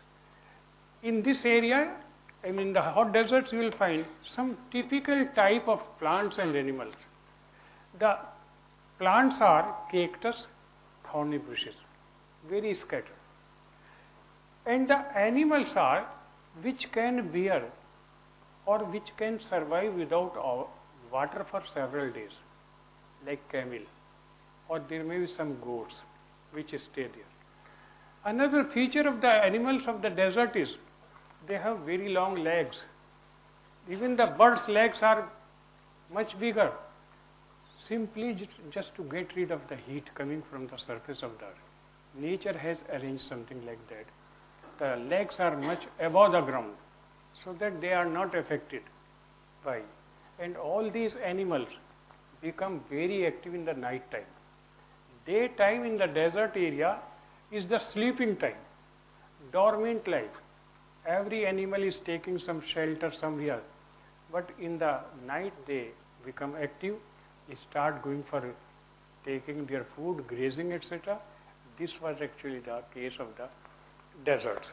But in the ocean, or for the experts of oceanography, there is very deep oceans or dark oceans where light is not penetrating. The abyssal plains, these are very deep. They are also known as biological deserts. So if you have these two diagrams, I mean one map and one diagram, and write them, this was only 10 marks question. Again 6, 7 will be coming. This is the way how to attempt this question. Yes, please. That is also, I have shown you. Gobi is a cold desert. See on this map. Gobi also has very little vegetation. Any area which is a desert is a biological desert. And desert means any area in which the rainfall is less than evaporation. That is a desert in geographical definition. It is not in the amount of rainfall received. It is the evaporation. If the rate of evaporation is high, then the rate of precipitation, that is a desert, so it covers the cold deserts also. Even our Ladakh is a cold desert. So this was a short note on that. Another question was, I think, on the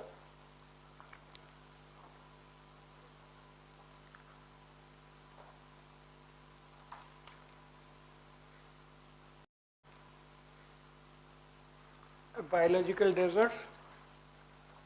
One question, I cannot discuss all the question today. There was a question on Chernozem soils.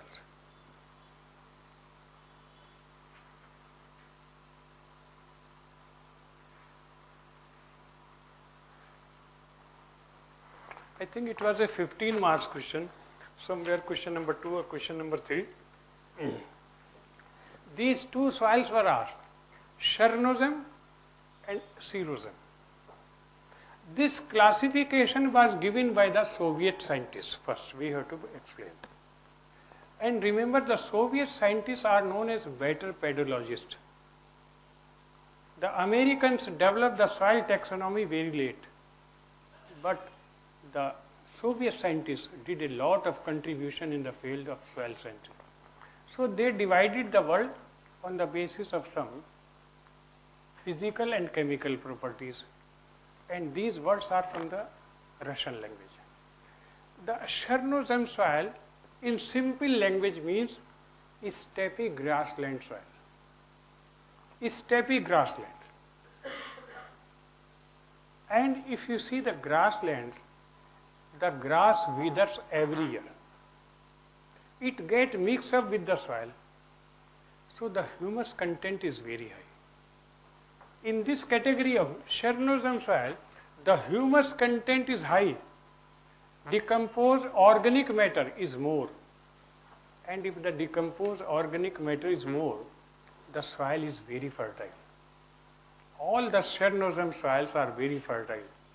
And here you have to add the steppe soils of Eurasia, prairies of North America, pampas of Uruguay and Argentina, velds of South Africa, and downs of Australia. They are having the Chernozem soil. These soils are highly productive, and all the respective governments have brought them under cereal crops. They are providing enough cereals. This was actually one type of soil, that is Chernozem. The second is Xerozem. And my source is a very reliable source. Somebody was saying that only in my notes you can find this term. Maybe, but enough literature is available if you search the literature. I am quoting here Christopherson and Berendt, these two scholars. They have described this soil. Specifically, these are the soils of semi-arid regions. Remember, semi-arid. They are not the soils of savanna. Savanna soils are very rich in humus. Rather, the maximum humus content is found in the savanna soil. हर साल विदर होता है, मिट्टी में मिल जाते हैं, तो उसकी fertility बहुत होती है. They are better than alluvial soil. But these soils are found in the semi-arid areas. In the semi-arid areas, there is evaporation. And when the evaporation is more, through the capillary action, some of the salts appear on the surface. Through the capillary action.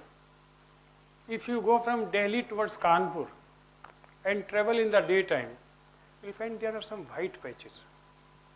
These white patches are of the Xerozem soil, affected by saline and alkaline formations.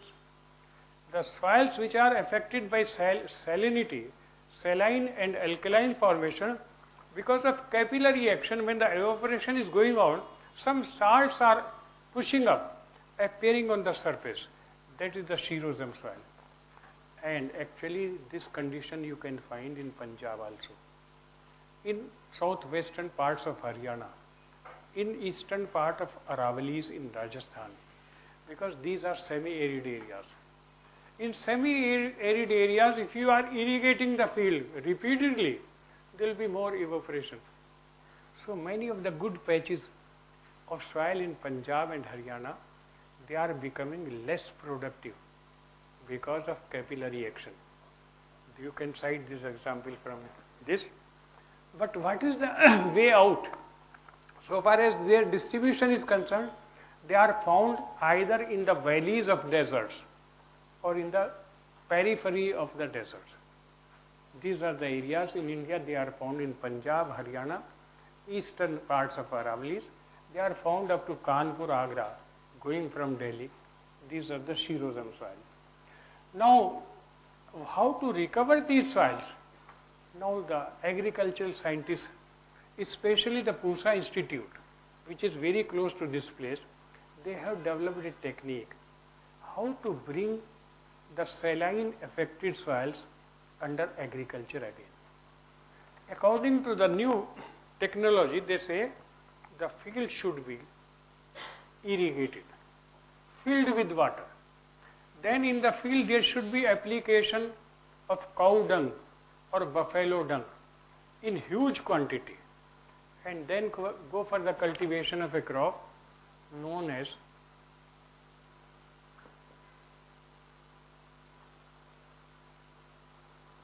dhecha crop. This is a leguminous crop.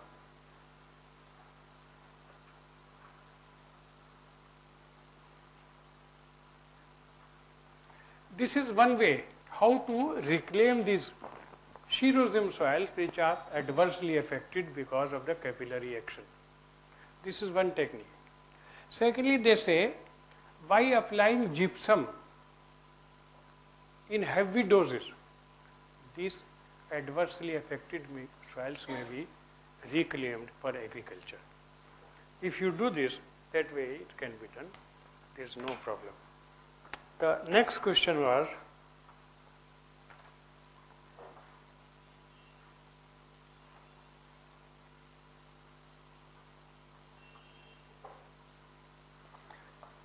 discuss the concept of periglacial cycle pronounced by Peltier. खाना paper ऐसा मुश्किल बना रहे हैं, लेकिन fortunately हमने test series में 2 बार पूछा था. पेरीग्लेशियल लैंडफॉर्म्स हमारी जो टेस्ट सीरीज के बच्चे हैं उनके लिए बड़ा आसान था. Because I have asked this question twice. I have asked the question atmospheric circulation also twice in the test series. वो भी 20 नंबर का है, इसलिए हमारे बच्चों को ज़्यादा मुश्किल नहीं हुई इसमें. Discuss the concept of periglacial cycle. इसमें कुछ पॉइंट्स आप लिख लीजिए. Then I will give some diagrams also. The term periglacial, the term periglacial was developed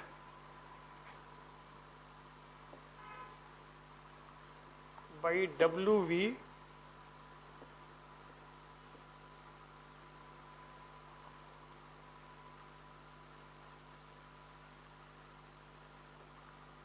Lozinski in 1909. It was modified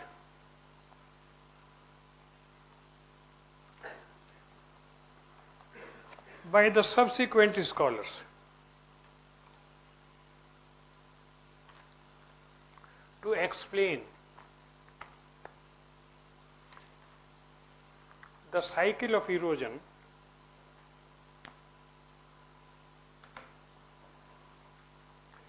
in the periglacial landforms.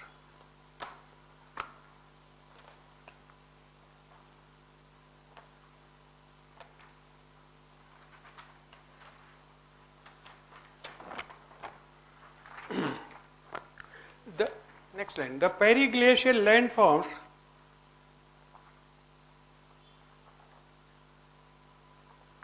are found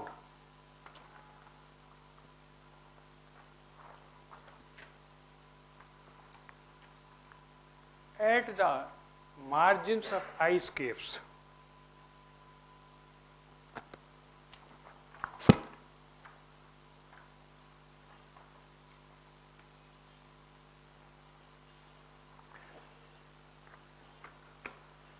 Like the tundra region or the northern parts of North America.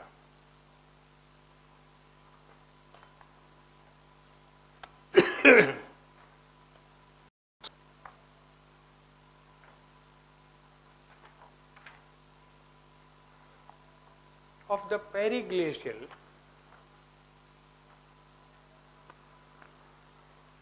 are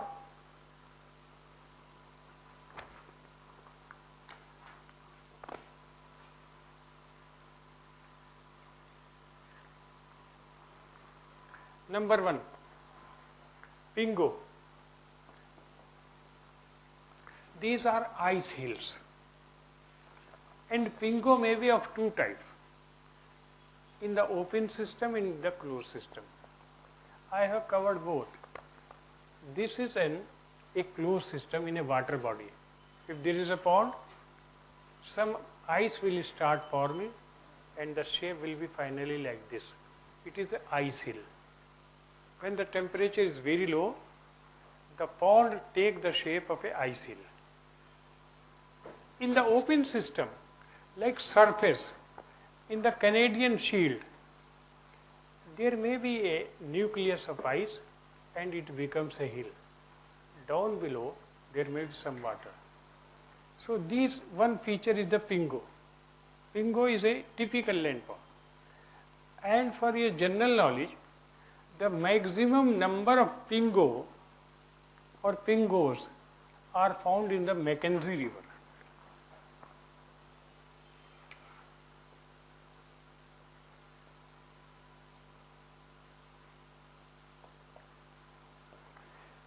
Mackenzie River is a river of Canada. It moves towards north.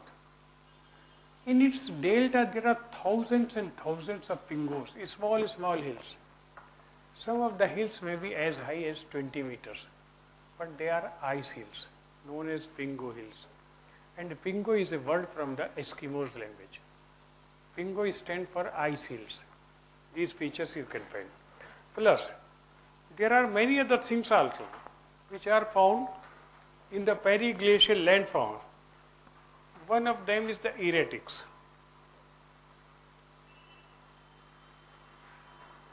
See this figure. This is a very big boulder. All around this is agricultural land. If you go to Finland, Denmark, Norway and Sweden, even there is a highly productive area, rice field, no, wheat field. In the wheat field there is a big rock. The height of the rock may be 5 meters, 6 meters, maybe 10 meters. How this rock came in this field? This field, this is actually this rock or this rock, they are known as erratics by mistake, error. How there are so many big rocks in the highly productive lands? Was a question of great research for the geomorphologists, especially for the scholars of glaciology. And finally they found the solution that these are depositional landforms of the Pleistocene period. Pleistocene period about 100 million years back, there was an ice age. When the ice age was there, the ice sheets were coming downward towards the equator. So these ice sheets brought huge quantity of big rocks. While there was pressure of ice, the ice sheets were moving southward from the polar areas. So some very big piece of rocks were brought by the gravity of ice or pressure of ice southward. But when the ice melted or the warm phase began, then they left the rocks behind. They could not carry these rocks behind because ice melted, they were left. They were left in the very agriculturally productive areas. So one feature of the periglacial landform is the erratics. I prepared this diagram also from Robert Sofferson. This is also a very latest book. I brought this diagram from that source. You need not to purchase all these because I am already having, and what I am having, I try to give to my students. This is an advantage for anybody who is in Pragati, that they will be getting the latest diagram. In addition to these features, there are some other things also which are created by the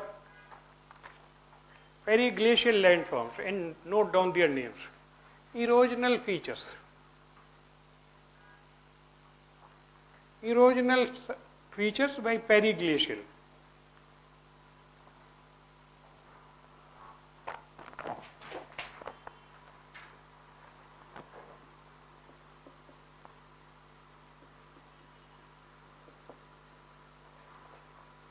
Striated and polished surface.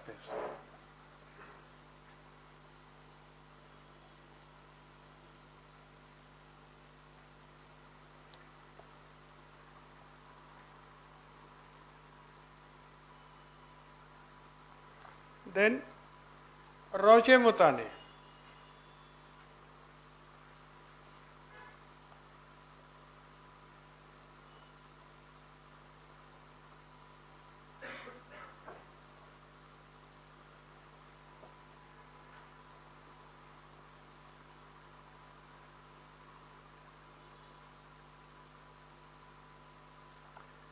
Then grooved surfaces.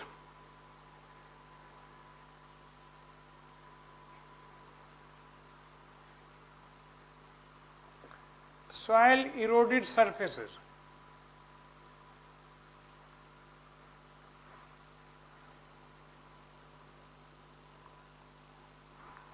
If you travel in Canada in the summer season, winters, this is covered with ice.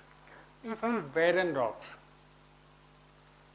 They have been eroded by the ice sheets.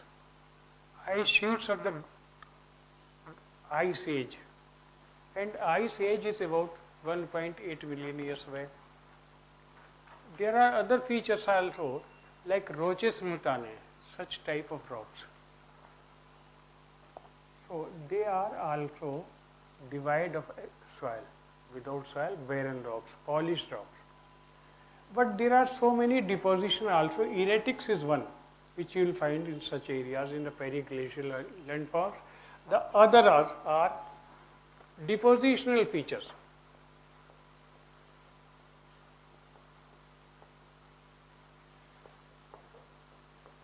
One is erratics. Number two,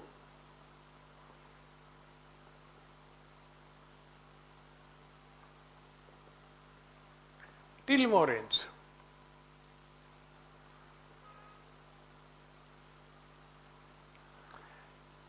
Till moraines are the moraines which develop in the ending part of a glacier or near the ice sheet. They are also known as end moraine.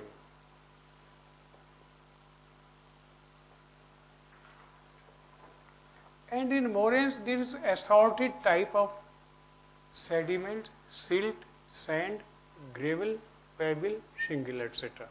They are mixed. There is no definite mixture, but they are mixed, having some very fine silt, some sand, some gravel, some pebble, some shingle, etc. They are found in these areas, and there may be some small eskers.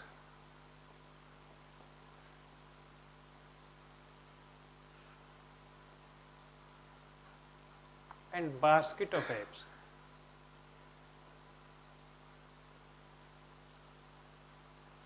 Last year this was asked as a short note.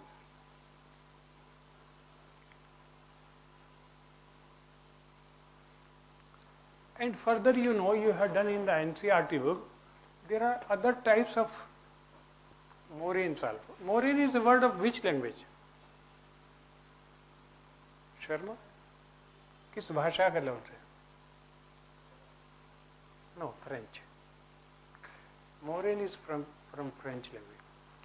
And moraines are of different type. Actually, moraines are the deposition made by glacier. It may be ice sheet, it may be valley glacier. They are of different types.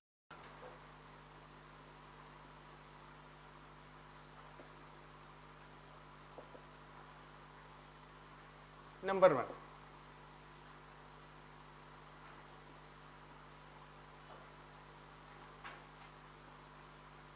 ground moraines.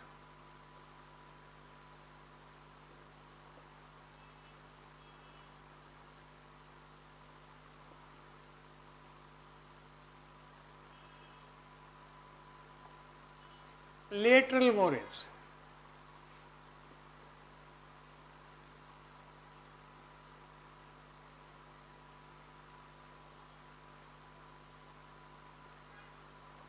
Medial moraines.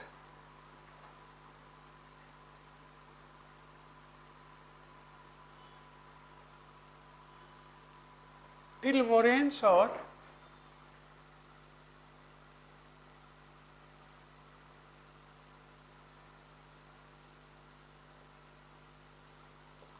terminal moraines.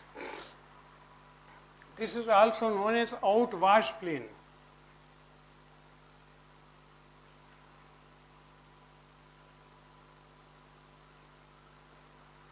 And lastly,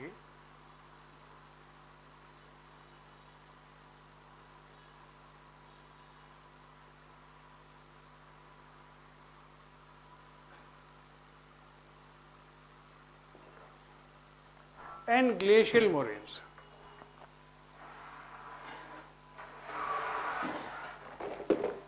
All these features also you will find at the outskirts of a ice sheet. Ground they are actually under the ice. Under the ice there are some small triangular shape of stones. They are known as ground moraines, but they are not visible. They will be visible only when the ice melts. If you go to Kashmir or Sonmarg, anybody had been to Sonmarg? No. If you go to Sonmarg, there is a Thajwas glacier.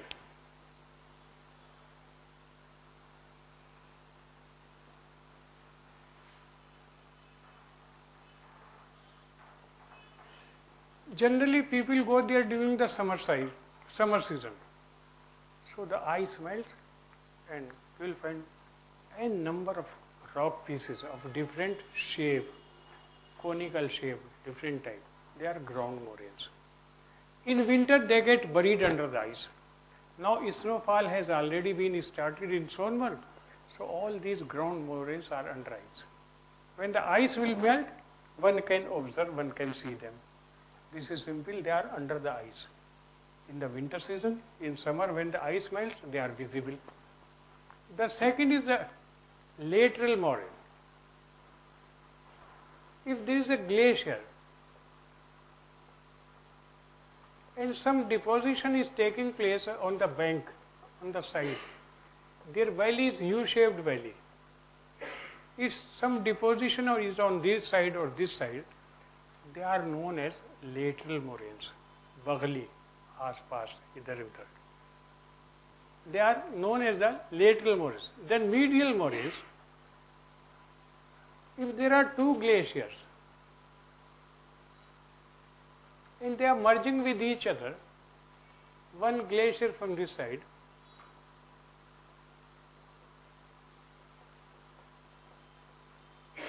so there may be some deposition here at the confluence of two glaciers. This is known as medial moraine.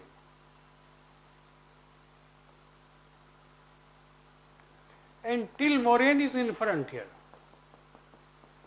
where the glacier ends or at the outskirts of its ice sheet. But what about the englacial moraine? Where are found the englacial? Yes. In the ocean? Ocean is water. And glacial means inside the glacier.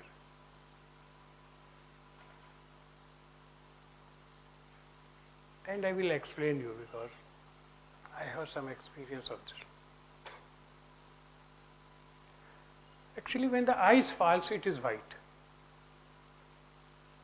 But within 2-3 days, there may be some blowing of air, dust particles may be falling on the ice. The color becomes like the color of dust. The white disappears. Now these white particles fell from the side. They are solid. They absorb they absorb heat. When they absorb heat, they go down. Again in the night there may be some snowfall, they are inside the glacier. They are known as the englacial moraines.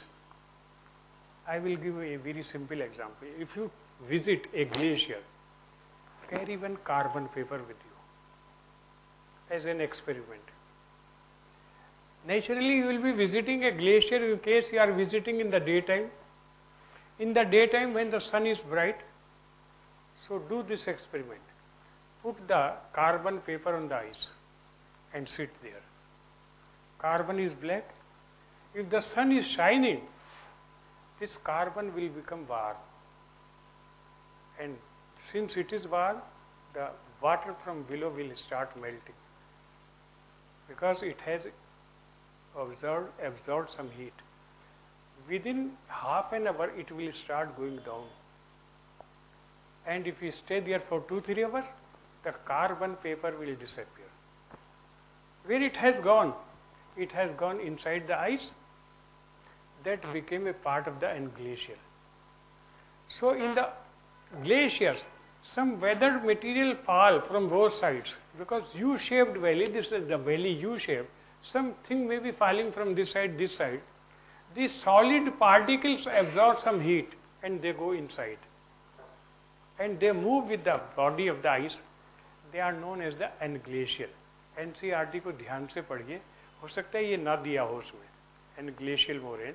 But the moraines are of 5 types. हो सकता है short note आ जाए next year, give classification of moraines. So there are 5 types of moraines. This was a question. What are the landforms created by the periglacial? Yes, please.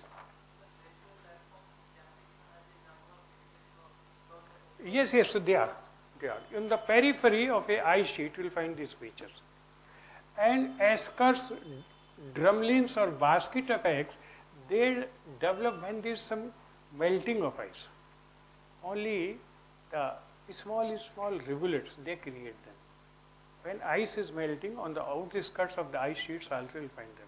In Siberia, in USA, northern part, they are available. Now, there was a question on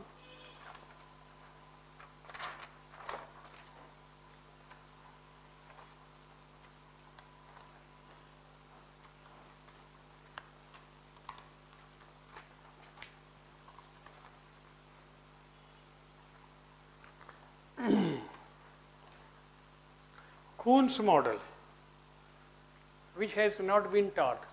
Even I never tried. लेकिन जिसने paper बनाया मेरी किताब को ध्यान से पढ़ा है, चूंकि उसी किताब में यह है. मैं उसका क्रेडिट नहीं ले रहा हूँ, मैंने भी कहीं से वो लिया था. But while writing this book, I gave Kuhn's model. That is a theory of theories.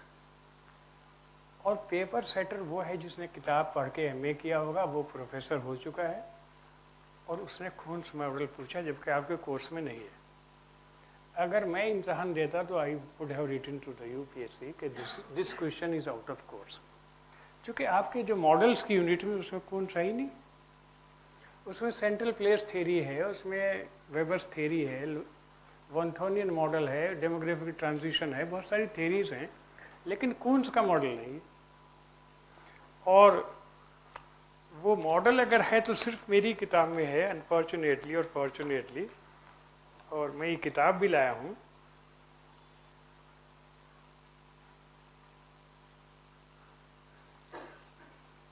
इसमें ये दिया है Kuhn's model. I will explain you, जो कि अब तो आएगा नहीं, next year it will not be coming. ये किताब है, I think it is the 6th edition. ये बहुत पॉपुलर किताब है जो इंडिया, पाकिस्तान, नेबरिंग कंट्रीज और नाइजीरिया, नेपाल, भूटान, बांग्लादेश सब में चलती है. यूनल इम्पॉर्टेंट नोट. एक सेंटेंस किसी ने नहीं लिखा, डिटो कॉपीज की करके वहाँ भेज दिया. बहुत सी चीज़ें उन्हें खुद क्लियर नहीं, लेकिन कॉपी करके दे दिया है. जब वो थॉट हमारे यहाँ पढ़ते हैं तो वो चीज़ें क्लियर होती है, ऐसे नहीं क्लियर होती. So let me explain you what this in brief, क्योंकि ये आएगा नहीं, आ चुका है. What this theory says.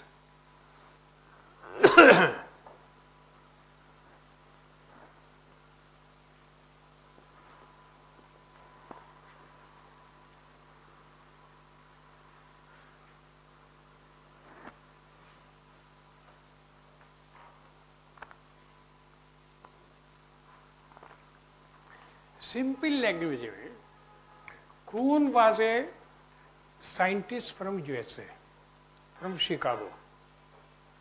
He developed a theory of theories or a model of models and said that knowledge, growth of knowledge is not a continuous process. Growth of knowledge is not a continuous process. It follows through 2 phases. peaceful phase and the crisis phase. During the peaceful phase, there is no growth of knowledge. Knowledge grows when there is crisis. So in this diagram, there are some plateaus. These plateaus are the peaceful periods. And these vertical, they show the crisis period. When there is a crisis, the scientists develop new theories. And then they start following those models. Again, there will become some crisis. Again, new research will be done. In simple language, this is the model known as the model of models, in which he divided the whole historical period into the period of crisis and period of tranquility, period of peace, and saying that during the period of peace, there is no growth of knowledge. People follow the old pattern. When there is crisis, people generate knowledge. This is the model. Now see, you are science students, many of you. There was a time when Newton was very important. Laws of Newton, हर बच्चा यही पढ़ रहा है, सारी physics उसी से explain होती थी.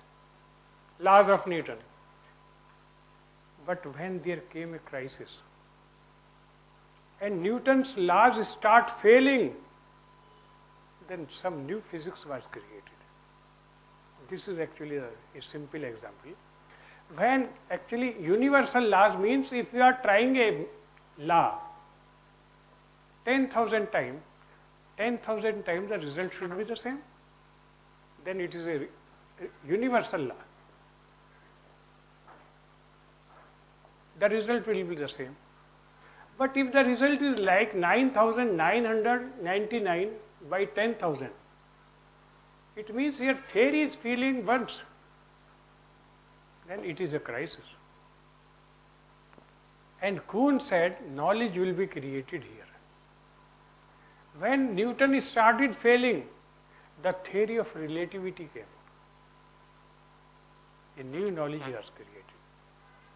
Now, theory of relativity is also failing. So the quantum mechanism or unified field theories are coming. They are merging the strong forces and the weak forces. New knowledge will be created. This is the model which he applied in social sciences. That knowledge is not a continuous process where every generation will be contributing to the previous knowledge. It is not a steady process. It is a process of crisis and like this. When the peaceful period is there is not a growth of knowledge. When there is crisis, then the knowledge grows. This is Kuhn's model. And with the help of this example, I try to explain. If you are interested, you can read. There are 4 or 5 pages in my book. This is Evolution of Geographical Thought, page 225 and page 258. It has been given. But I have very serious objection on this question. Because in the course, 10, 12 models are given. And the person went out of the syllabus. घर से लड़के आया होगा या tension में होगा. Paper setter normal नहीं है. अनफॉर्चुनेटली उस उम्र में नॉर्मल रहते भी नहीं जो पेपर सेटिंग की एज होती है. अब नॉर्मल है, घर की चिंताएं इतनी होती हैं, बेटी की शादी नहीं हो रही, वो नहीं हो रहा, सब लगे रहते. But this type of question should not be asked. Anything, आपका सिलेबस इतना हैवी है, उसमें कितने ही आप टेस्ट कर लीजिए. लेकिन deliberately he ask A question which is out of syllabus. और शायद 15 नंबर का सवाल है, ये मुझे नहीं पता कितने नंबर का है. कितने नंबर का है शर्मा? हाँ, 15 नंबर का है. हाँ, 20 नंबर का पूछ रखा है, जबकि किसी ने नहीं पढ़ाया. और मैं तो इसको मेरे टिप्स पे है ये मैं तो इस पे लिख ही रखा है. मैंने भी नहीं पढ़ाया कि why should I teach the student which is not in the syllabus. Syllabus के सारे मॉडल्स हम कराते हैं. Heartland theory, rimland theory, central place theory, loss model सब कराते हैं. और ये उम्मीद करते हैं कि वही आएंगे. और उनमें से 2 आए भी. सेंट्रल प्लेस थ्योरी आई और हार्टलैंड थ्योरी दोनों आई. लेकिन एक 20 नंबर का ये उसने डाला है. It was not fair on the part of the paper setter. अगर कोई सीरियस स्टूडेंट हो तो यूपीएससी को उसको लिखना चाहिए कि कि this question was out of syllabus. The paper setter is actually harassing the students.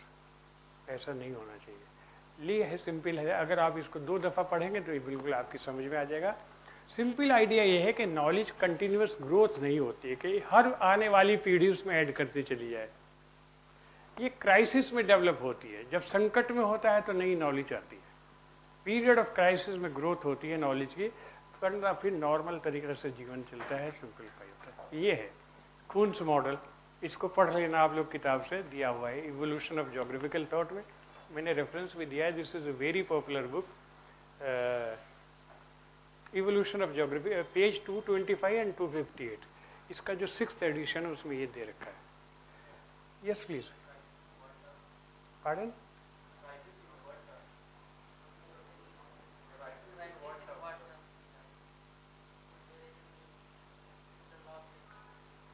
If somebody want to write to the UPSC? नहीं, मैं समझा नहीं आपका सवाल। Crisis when the laws started failing. When the existing laws are failing, that is a period of crisis. I gave the example, if this is a condition, you are applying a law 10,000 times, and 10,000 times you are getting the same result. It is universal. You apply it in India, you apply in Pakistan, apply in Britain, USA, Japan, in any country, the result is the same, so it is a peaceful time. But when it starts failing, it failed once, this is a period of crisis. Why the law is failing? When the law starts failing, then we call it as a period of crisis. The old law is not relevant. Then the knowledge is generated. And on this, a very important thing was said about the history of sciences. About actually history of sciences, where you talk about the universal laws. Oh, these are the universal laws. Physics कभी apply कीजिए, universal है। H2O कहीं आप कीजिए, result will be getting. लेकिन latest Coons के followers ने कहा कि actually the laws of sciences are not universal laws. Laws of sciences are not universal. They also fail after certain period of time. And just to endorse this statement, they said, if you see the history of sciences, I am having a professor of history also here. Listen my words carefully. If you read the history of sciences, the history of sciences is the history of rejected theories. All theories, they are rejected after certain period of time. This is the correct on which this model was built up. लेकिन ये course में नहीं था, इसलिए मैं इसको कैसे पढ़ा था, मेरी किताब में खुद दिया हुआ है, और उस साहब ने ये इम्तहान में लिखा होगा एमए के, जिसने ये पूछा है।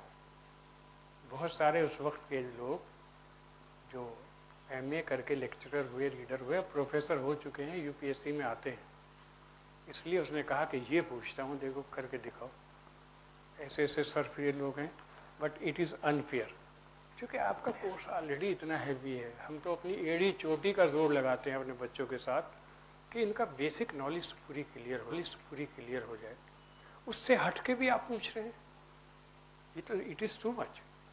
अब हो सकता है उसके चॉइस में जो और सवाल कौन कौन से थे, बच्चों को प्रॉब्लम हुई होगी इसमें, उसके दूसरा कौन सा सवाल है?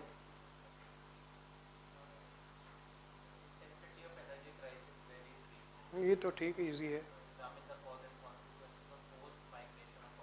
ये दोनों आसान थे। अब उसकी वजह से मुश्किल हो गया। लेकिन इस पेपर की एक ब्यूटी है, those who were good in human geography, for them it was not a difficult paper except one question not one short note, pseudo volcano, वो 10 नंबर का एक उनके लिए नया है, इसलिए कि हमने क्लास में पढ़ाया नहीं। एंड वी एडमिट कि हमने सूडो वॉल्केनो नहीं पढ़ाया है। अब उसने पूछा ही वह हर पूछा कि मैं शिवेंद्र सिंह की किताबों में है नहीं, और आप लोग सब शिवेंद्र सिंह के भक्त बैठे हुए, और मुझे पता है कि जिसने पेपर बनाया होगा सिंह ने तो बनाया नहीं। हमारे यहाँ 36 का आंकड़ा है, सिंह का और शर्मा का, और लड़के मारे जाते हैं। एक क्लास में मैंने पहले भी कहा था। इसलिए भाई, if you are concentrating on physical geography which carries 5 units, consult some foreign authors or rely on the notes which are taught and given in Pragati. Because my notes are not based on Indian authors. My diagrams, my notes are based on foreign authors. And when you give foreign authors, examiner feel very happy that he is different. He is a different student. His diagrams are different. His style of presentation is different. वहाँ number मिलते हैं क्योंकि number जबरदस्ती लेने हैं आपको, कोई देने को तैयार नहीं है.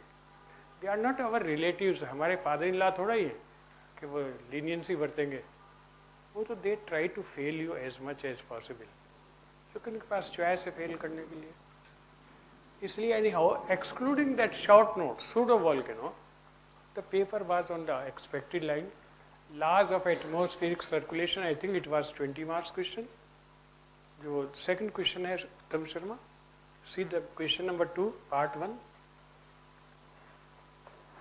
Laws of atmospheric circulation.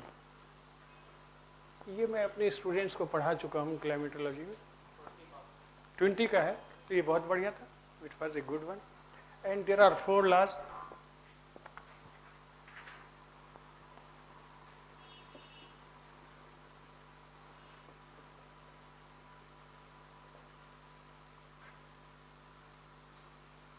Gravitation law,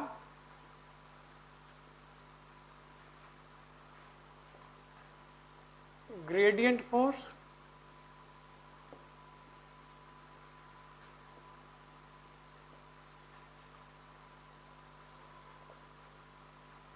frictional force,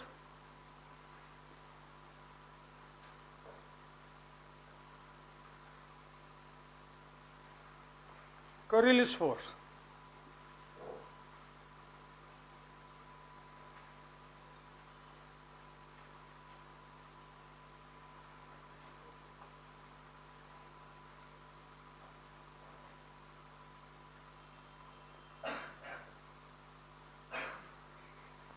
vice ballot law. ये सवाल टेस्ट सीरीज में कम से कम 2 बार पूछा गया है अगर तुम्हें याद हो. आई वॉज गेसिंग दिस कि आएगा इस बार और आया, और हमने अपनी टेस्ट सीरीज में 2 बार पूछा. तो it was a very scoring question, very solid question. ये आपको जो पढ़ चुके हैं उनको ये आसान ही है, जिन्होंने नहीं पढ़ा है उनको पढ़ाया जाएगा. So it was a very scoring question. जो ओवरऑल एनालिसिस मैंने पेपर की है उसमें those who were good in human geography they were in a happy position. First question was compulsory, you have to attempt it. And in the human geography question number 5 is also compulsory, you have to attempt that. And then pick up 2 question from human geography and 1 from physical geography. Then your paper would be balanced except 1 pseudo volcano. 10 number वो तो आपको छोड़ने ही पड़ेंगे 100%, क्योंकि हमने पढ़ाया नहीं. अगर पढ़ाते तो बहुत आसान था. इसमें कोई ऐसी बारीकी थोड़ा ही थी कि actually it is not a volcanic landform but it looks like a volcanic landform. And they are because of some mining is done, there are some craters created by the miners, there may be some impact of the meteors, there may be some salt plugs. These are the 3 landforms which are created. अगर ये हमें पता हो कि इस तरह से paper बनेगा तो हम इसको भी पढ़ाते हैं, इसमें क्या मुश्किल है. एक बात मैं आपको बता रहा हूँ, those who are serious and I know each one of you is serious, कि आपको थॉर्नबरी पढ़ना ही है. For English medium students, I am recommending. Next year there will be 2 questions, again from Thornbury, and they will be from chapter number 2. जो laws of principles of geomorphology, उसमें से 2 सवाल हमेशा आते हैं. इस बार उसको छोड़ करके लास्ट क्वेश्चन पूछ लिया pseudo volcano. So if possible, try to read a book that is not an expensive one.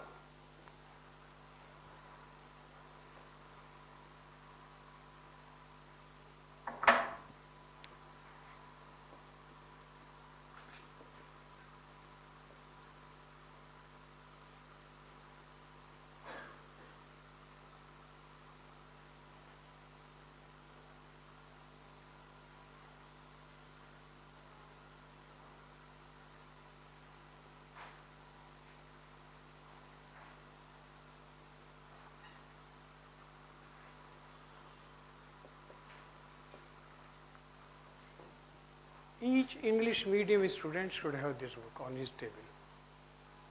ये टफ है क्योंकि सिंपल राइटर नहीं है, ये लिटरेचर का आदमी है और बाई चांस ये जियोमॉर्फोलॉजिस्ट भी है, तो उसमें कविता लिखता है ये। अब कविता करता है तो उसका अर्थ कुछ और होता है, आपको समझना पड़ता है।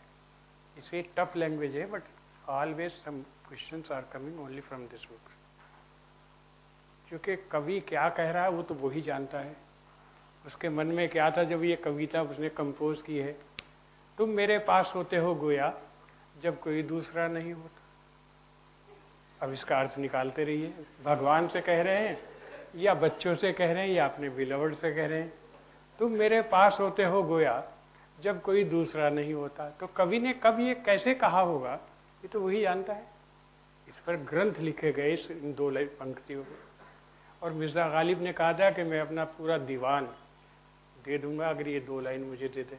ये मोमिन का शेर है, दूसरा कवि है। तो उसकी लैंग्वेज टफ है, मेरे कहने का मतलब ये है, the language of this is tough but it gives you more number of questions and your answer will also be different. इसका चैप्टर नंबर 2 जरूर पढ़ने की कोशिश की। मैंने रवीश को खास तौर से कहा था, शायद तुमने इस पर किया कि इसमें से अगले साल 2 सवाल आने हैं फ्रॉम चैप्टर नंबर 2। और भी किताबें हैं like what is physical geography by Rupa made easy, उसको आप देख सकते हैं, वो अच्छी है। और इंडियन ऑथर्स को कम पढ़िए एटलीस्ट, जिनको आपने समझ लिखा है, और मार्केट नोट्स बिल्कुल ना पढ़िए।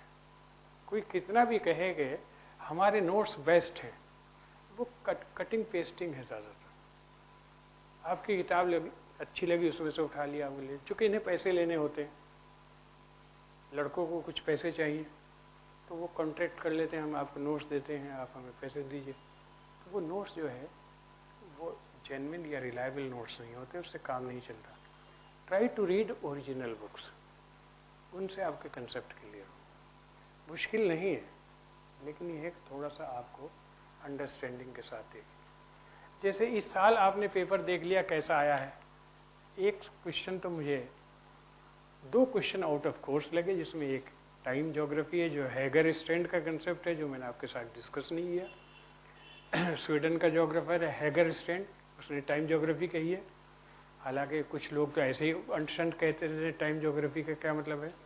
उसने टाइम और स्पेस को कंटिन्यूटी में लिया है हैगर स्ट्रैंड, और उसने डिफ्यूजन मॉडल डेवलप किया है उसके बेस पर, जो आपके कोर्स में है नहीं, इसलिए हमने पढ़ाया भी नहीं था।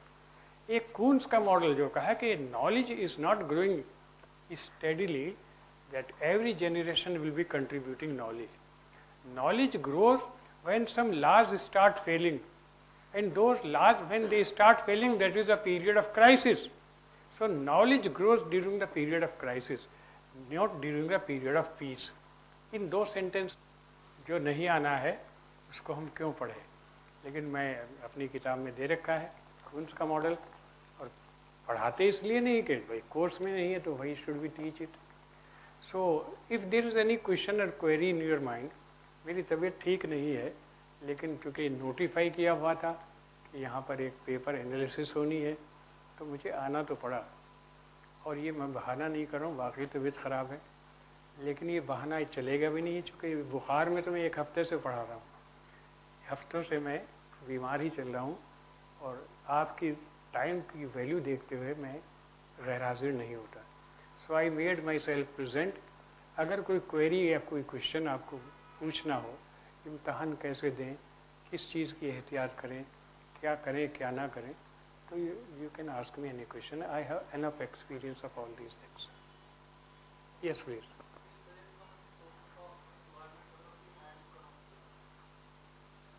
कुछ क्वेश्चन है? एनवायरमेंटल ज्योग्राफी में तो ये जो रूपा मेड इजी है इसको देख लीजिए आप, लेकिन मेरे पास बहुत बल्कि बुक्स हैं जो फॉरेन हेम्बलिन की किताब है, उसमें एनवायरमेंट इकोलॉजी एंड बायोज्योग्राफी सब बहुत डिटेल में दिया है।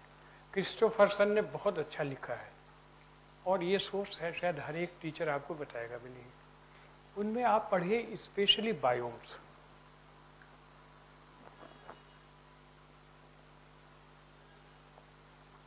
इस पे सवाल आते हैं। इनडायरेक्टली सवाल पूछा है biological deserts, that is these two are the important biomes, tundra biome and desert biomes. इसमें से सारे बायोम्स पढ़ लीजिए। लास्ट ईयर इक्वेटोरियल बायोम पे सवाल था। If you read actually equatorial biome, monsoon biome, deserts, then savanna biome, tundra and taiga biome, तो आपका कोर्स हो जाता है। ये बायोम्स पढ़ डालिए और किसी अच्छी किताब से पढ़िए। और कोई सवाल? इकोनॉमिक ज्योग्राफी में तो कोई सवाल तो आता नहीं। अब बताइए क्या आया है?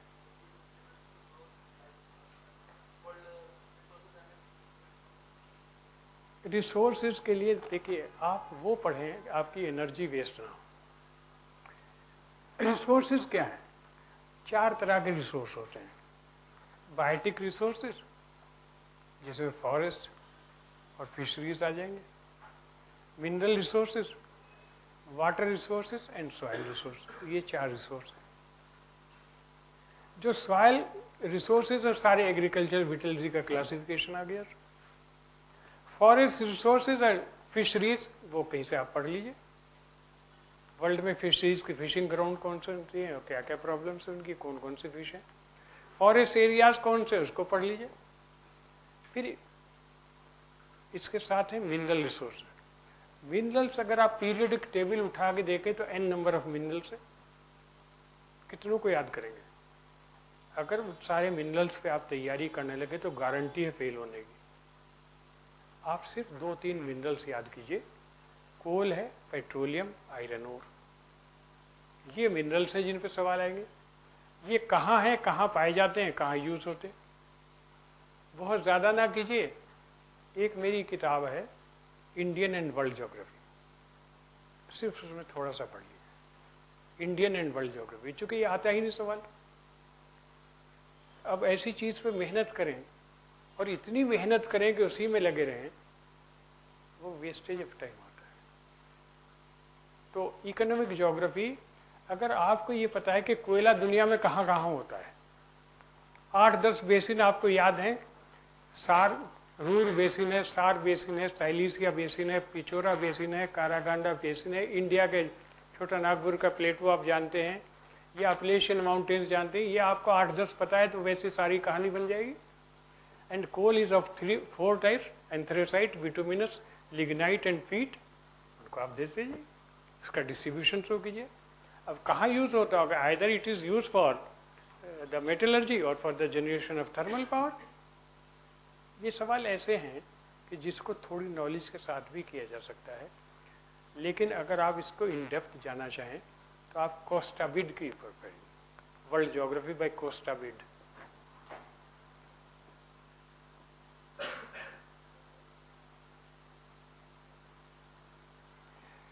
या economic geography of the world by Alexander. ये अच्छी बल्कि किताब है, आपके 4-6 महीने लगा लेंगे। सवाल आएगा या नहीं आएगा वो आपके लक के ऊपर बात है। इसलिए ऐसी तैयारी करनी चाहिए कि सांप मारे लाठी ना टूटे। जो मैंने आपको किताब बताई India and world geography, Indian and, उसको पढ़ लीजिए, वो काफ़ी है। अगर आना होगा पेट्रोलियम, उसमें सब दिया हुआ है, कहाँ कहाँ पेट्रोलियम निकलता है, कहाँ कभी जा रहा है। ये सिंपल होना चाहिए। लेकिन अगर आता है हार्टलैंड थ्योरी, रिमलैंड थ्योरी, तो आपके कंसेप्ट क्लियर होनी चाहिए। सेंट्रल प्लेस थ्योरी है, ये सब आपको आना चाहिए। इस पर मेहनत करनी चाहिए। हर चीज़ पे मेहनत नहीं की जाती। अब जंगलात हैं दुनिया के, क्या क्या प्रॉब्लम है आप जानते हैं कि दुनिया में जो फॉरेस्ट की बेल्ट हैं 2 ही, इक्वेटोरियल और टैगा। बाकी तो सब जगह थोड़ी बहुत एरिया है। इनकी प्रॉब्लम्स आप पढ़ लीजिए। ये सब दिया हुआ है इंडियन एंड वर्ल्ड ज्योग्राफी में। और इंडियन एंड वर्ल्ड ज्योग्राफी ये किताब है, ये मैं किसी को दूंगा जाने से पहले, लेकिन किसको दूंगा ये मुझे भी पता नहीं। इससे पहले कि इसकी बात करूं, आप कुछ पूछ रहे थे।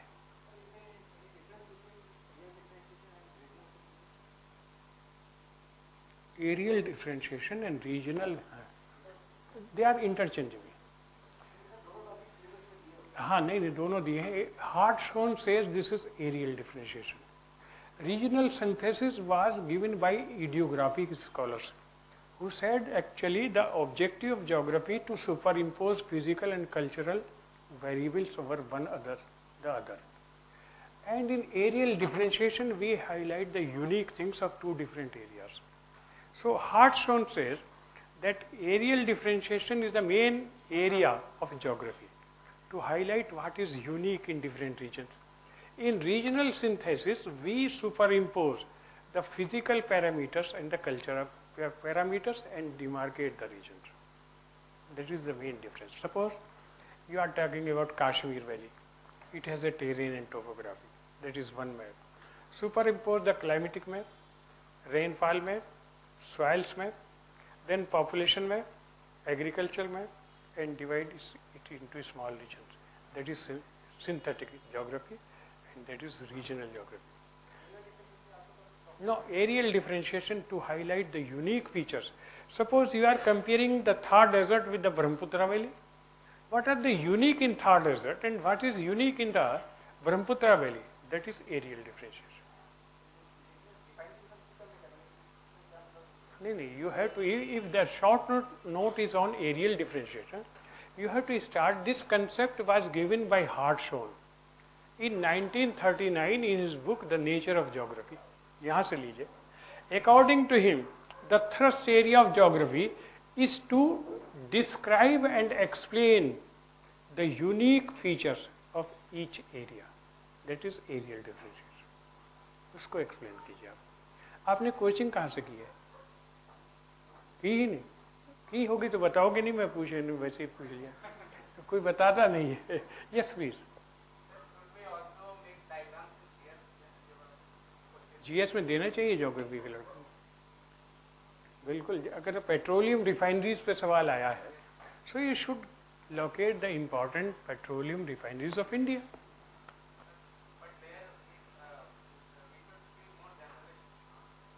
नहीं, you will give the location. For example, most of the refineries, petroleum refineries of India are either on the coastal areas or they are in the area of market where there is a demand for petroleum. तो इस point को तो highlight करना पड़ेगा. We are importing crude oil from some countries, so the location is the coastal location. It may be the Bombay refinery, it may be the Kochi, it may be this Chennai और Haldia, Visakhapatnam. These are the refineries, but there are refineries which are inside the country, far away from the coastal areas, like Mathura refinery. They are because there is so much demand of petroleum. तो ये map तो आपको देना पड़ेगा, देना चाहिए, लेकिन मर्जी आपकी है. मैं अपने स्टूडेंट से तो कहता हूँ कि 10 सवाल आते हैं, उसमें जहाँ हो सके, wherever you feel there is a need of a map, you should give a map. या न्यूक्लियर पावर प्लांट्स है तो you should give the location कि ये कहाँ कहाँ है हमारे न्यूक्लियर पावर प्लांट, देनी चाहिए. Any more question? हाँ भाई, ज्योग्राफी ना लीजिए तब भी आपको ज्योग्राफी तो पढ़नी है. Even if you don't take geography, you have to study geography because paper 1 of GS compulsory 125 marks geography. And geography not ordinary geography. अभी salinity पे सवाल आया हुआ है. हमारे जो बच्चे हैं जिन्होंने ओशनोग्राफी पढ़ ली है, उनको पता है horizontal vertical distribution of salinity या factors which determine the distribution of, ये 10 नंबर का सवाल है. कभी फ्रंटोजेनेसिस पूछते हैं कि टेम्परेट साइक्लोन्स का ओरिजिन कैसा होता, that is a technical area. तो वो तो ज्योग्राफी आपको पढ़नी है, या तो ऑप्शनल लेके पढ़ लीजिए या जबरदस्ती किसी से पढ़िए. जो हिस्ट्री का आदमी पढ़ाएगा वो कितना आपको क्लियर होगा, क्लियर नहीं कह सकते. या फिर यही नहीं, सी फ्लोर स्प्रेडिंग पूछा है, जीमॉर्फोलॉजी जीएस में पूछा है. जीएस में सी फ्लोर स्प्रेडिंग, जो अपने बच्चों को मैं अभी कल से शुरू करूंगा जीमॉर्फोलॉजी पढ़ाने, ये पूछा है, टेक्निकल एरिया है. So if you want to compete with the students of geography, your answer should be at par. वरना तो वो आपको वैसे बीट कर देंगे. See, once I remember there was a question on continental drift, महाद्वीपों का विस्थापन, और कितने नंबर का था? 5 नंबर का. 5 नंबर का मतलब है कि 4 मिनट आपके पास हैं और 250 पेज की किताब है. कॉन्टिनेंटल ड्रिफ्ट जो वैगनर की थ्योरी है, वो हम लोगों ने पढ़ी है, 250 पेज की है, और एक लेक्चर कम से कम यहाँ भी 2 घंटे का हम उस पर देते हैं, और लिखना है 4 मिनट में। क्या लिखे क्या छोड़े, आपकी रियल टेस्ट वहाँ है। उसमें कुछ मुझे पता है, आई नो इट, क्योंकि जो बहुत सारे एग्जामिनर मेरे दोस्त भी हैं, किसी बच्चे को 1 नंबर मिला है 5 में से, और किसी को 4 नंबर मिले हैं 5 में से। 5 नंबर में 3 नंबर का डिफरेंस हो रहा है। किसी को 1 नंबर मिला है, किसी को 4 नंबर मिले हैं। तो 4 नंबर उसको मिले हैं जिसको वो जवाब देना आता है। तो आप ज्योग्राफी ऑप्शन रखें तो अच्छा है। जो ऑप्शनल बार बार बदला नहीं करते नंबर, एक तो उसूल ये भी है। अगर आप हिस्ट्री पढ़ रहे हैं, कम नंबर आए कोई बात नहीं, फिर हिस्ट्री ही पढ़िए। अगर आप ज्योग्राफी पढ़ रहे हैं और आपके कम नंबर आए, फिर भी आप ज्योग्राफी ही पढ़िए। क्योंकि नए एरिया में जाए, क्या गारंटी है कि आप उसमें अच्छा करेंगे। इसमें एक बेस तो आपका बना हुआ है ना, उसी बेस को और बिल्डअप कीजिए। नंबर 1, मुसीबत ये आ गई है कि ज्योग्राफी से पीछा नहीं छूटता। ऑप्शनल 500 नंबर का है, 125 नंबर का पहले पेपर में है, थर्ड नंबर में भी 80-85 नंबर का वहाँ भी है, अगर मैं ज़्यादा झूठ नहीं बोल रहा हूँ। तो इकोलॉजी, एनवायरनमेंट, डिजास्टर मैनेजमेंट, कहाँ बच के जाओगे? जाओगे जाएँ तो जाएँ कहाँ? नहीं जा सकते। इसलिए geography is a very useful subject. It helps in the PT, it helps in the GS and in the mains also. इसलिए उससे घबराइए नहीं। जरूरत यह है कि संभल के पढ़िए। और ये हमेशा ध्यान रखिए कि जो टीचर बोल रहा है जरूरी नहीं कि वो सही बोल रहा हो। ये हमेशा एक पैनी नजर रखिए कि टीचर धोखा दे रहा है, पढ़ा रहा है। और आप इतने इंटेलिजेंट हैं सब, चाहे कहें नहीं लेकिन पहचान लेते हैं। इसलिए अपनी नॉलेज को अपनी किताबों पे साउंड कीजिए। हम लोग बहुत सी दफा आके धोखा देने के लिए आते हैं, हालांकि पकड़े जाते हैं। ऐसा नहीं है कि टीचर बच के निकल जाएगा आप लोगों की नजर से, आप पकड़ लेंगे। ये तैयार होके नहीं आया है, बादशाह इधर उधर की कह रहा है, टाइम पास कर रहा है। लेकिन जो कोचिंग का टीचर होता है, सिंसियर होता है, जो जिम्मेदारी फील करता है, उसको तैयारी करके आना होता है और उसको सही पढ़ाना होता है, ताकि बच्चे के कंसेप्ट क्लियर हो। और रटे रटा सवाल तो आते नहीं कि आपको कॉन्टिनेंटल ड्रिफ्ट पूछ लिया, ये तो आएगा नहीं। लेकिन हाँ, ये कंसेप्ट क्या है वो आपको क्लियर होना चाहिए, ताकि आप अपने मौके के हिसाब से उसका जवाब दे सके। अब देखिए, ट्रॉपिकल साइक्लोन, टेम्परेट साइक्लोन सब जानते हैं हमारे बच्चे। अगर मौका मिले घंटा घंटा भर लिखेंगे इसके ऊपर। लेकिन सवाल दोनों पे पूछा है 10 नंबर का, टेम्परेट, ट्रॉपिकल साइक्लोन। हमारे तो कुछ +2 ही के बच्चे हैं, बहुत यंग हैं, अभी उनके पास टाइम है, डिग्री करना है उसको। लेकिन उनसे भी कहिए तो वो इतना लिख देंगे उसमें। लेकिन वो कहता है कि नहीं साहब, आपको बहुत आता है, आप 7 मिनट में लिख के दिखाइए, और 7 मिनट में आपको डायग्राम भी देने हैं। तो लिखने का काम तो वैसे ही कम हो गया। ज्योग्राफी में क्लास में मजाक में कहता हूँ नक्शेबाजी का सब्जेक्ट है। मैप्स, डायग्राम्स दीजिए, थोड़े से कमेंट कीजिए, चलिए आगे आइए, तब नंबर आते हैं। इसमें लंबी चौड़ी जो कोई दास्तान नहीं लिखनी होती, कोई लंबे चौड़ी कहानी किस्से नहीं लिखने हैं। टू द पॉइंट रहिए और टाइम मैनेज कीजिए कि हाँ इतने टाइम में मुझे ये सवाल कर लेना है। दूसरे ये ध्यान रखिए, जब आप इस साल जाएंगे मेंस के एग्जाम में, कि आपके आखिरी सवाल को, आखिरी सवाल का मतलब आखिरी पार्ट नहीं है, 5वां सवाल है, जो भी आप करें उसको कम से कम 35 मिनट मिलने चाहिए। लास्ट क्वेश्चन को 35 मिनट मिलने चाहिए। उस लास्ट क्वेश्चन के साथ अन्याय नहीं होना चाहिए, क्योंकि हर सवाल के 50 नंबर हैं, तो उसको भी तो इक्वल टाइम दीजिए। उसको 40 मिनट नहीं दे रहे, कम से कम 35 तो दीजिए। 35 नहीं तो 33 दीजिए, 32 दीजिए, 30 से कम नहीं दीजिए। अगर लास्ट क्वेश्चन आप 30 मिनट से कम पे करते हैं, फिर आपका पेपर बैलेंस नहीं है। ये ध्यान करके लिखना है कि लास्ट क्वेश्चन मुझे 30 मिनट बचाने ही है। और तो बचेंगे कैसे? जब पहला क्वेश्चन आप 40 मिनट में फिनिश करें। पहला सवाल हर बच्चा वो करता है जो बहुत अच्छा आता है, और बहुत अच्छा आता है तो उसमें पूरा लिखता है। पूरा लिखता है तो 50 मिनट लेता है।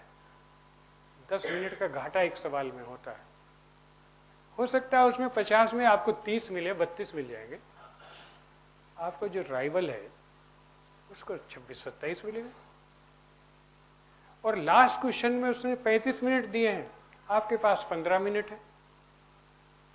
आपने 15 मिनट में 50 नंबर का किया, उसने 35 मिनट में 50 नंबर का किया, तो उसके वहां भी 27-28 नंबर आएंगे और आपके 6-7 नंबर आएंगे, क्योंकि आपने 15 मिनट में किया है। तो यहां दूसरे को बीट करना है, और बीट करता है आखिरी क्वेश्चन में, पहले में कोई नहीं कर सकता किसी को। अगर ये स्ट्रेटेजी आपकी है कि मुझे लास्ट क्वेश्चन के लिए मैक्सिमम टाइम बचाना है, तभी आप दूसरों को बीट करेंगे। पहले क्वेश्चन में कोई किसी को बीट नहीं कर सकता। लेकिन अगर आपका मूड बना हुआ कि भाई बहुत बढ़िया आया है, खूब लिखूंगा, लिखते जाओ, आखिर में टाइम नहीं, आखिर में टाइम नहीं तो आपकी स्पीड बढ़ती है, आप नर्वस होते हैं। ये फैक्ट है कि ये तो इतना आता है, मुझे हार्टलैंड थ्योरी लिखनी है, उसके 2 पार्ट और भी करने हैं, और ये 5वां सवाल ही कैसे करूं? तो हाथ पैर फूल जाते हैं, आदमी नर्वस होता है, और हाथ पैर फूलते हैं तो लिखना कुछ चाहता है, लिखा कुछ जाता है।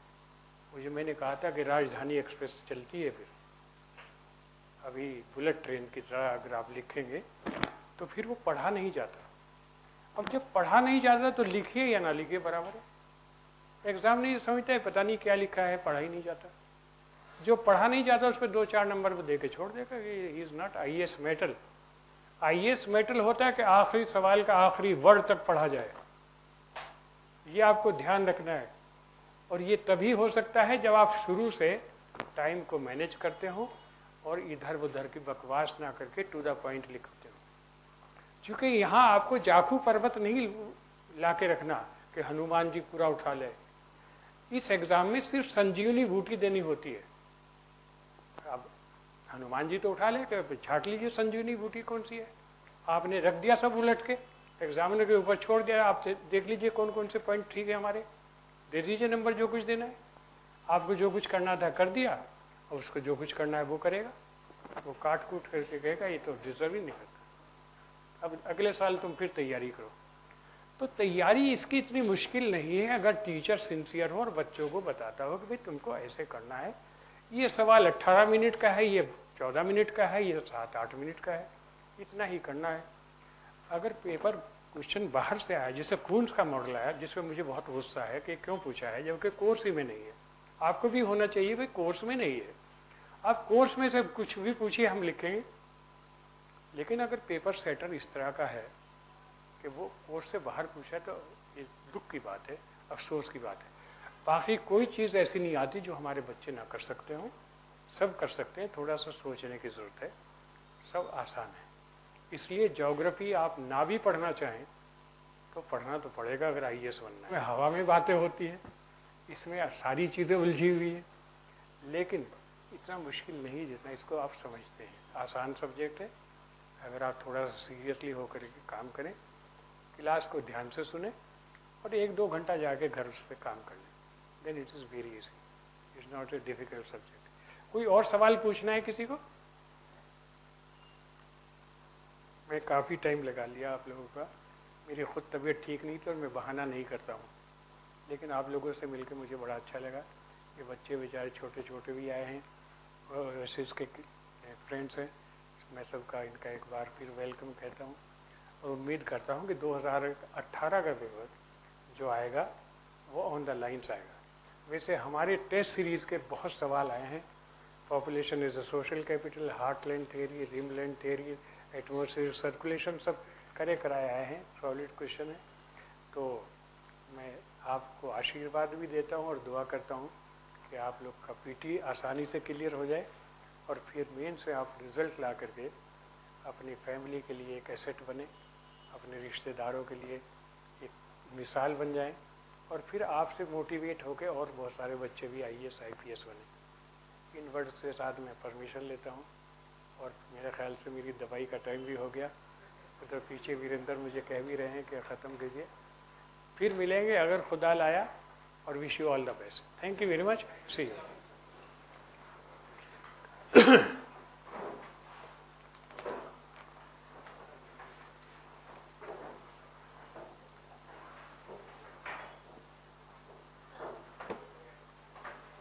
और अभी अच्छा अच्छा, वो बायोलॉजिकल डेजर्ट फिर मैंने दोबारा से किया। हाँ ये दूसरा सेक्शन भी ऐड हुआ है उसमें। हाँ हाँ, हेलो हाउ डू डू। ये कुछ नई ड्राइंग की कोशिश की है और ध्यान से करना है, चूँकि अब ऑफ द सिलेबस पूछ रहे हैं, लेकिन अगले साल ये मेरे ख्याल से नहीं आएगा। ठीक है सर मैंने बात करी।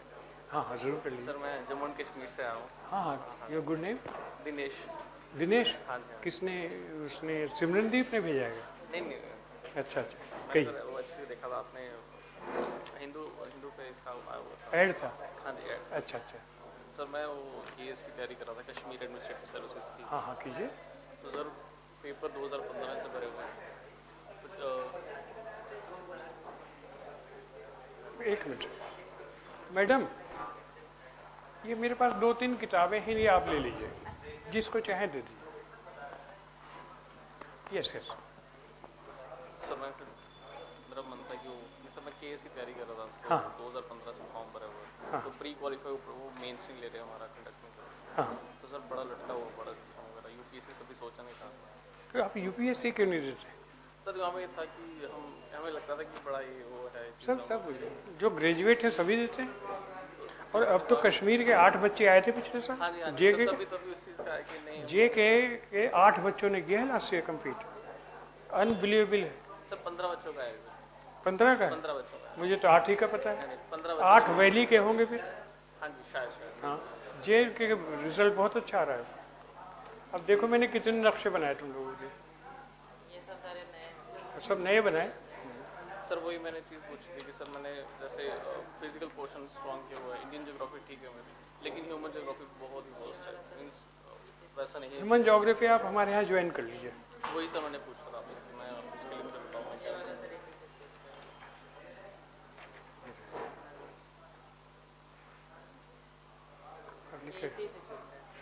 ये यही का है।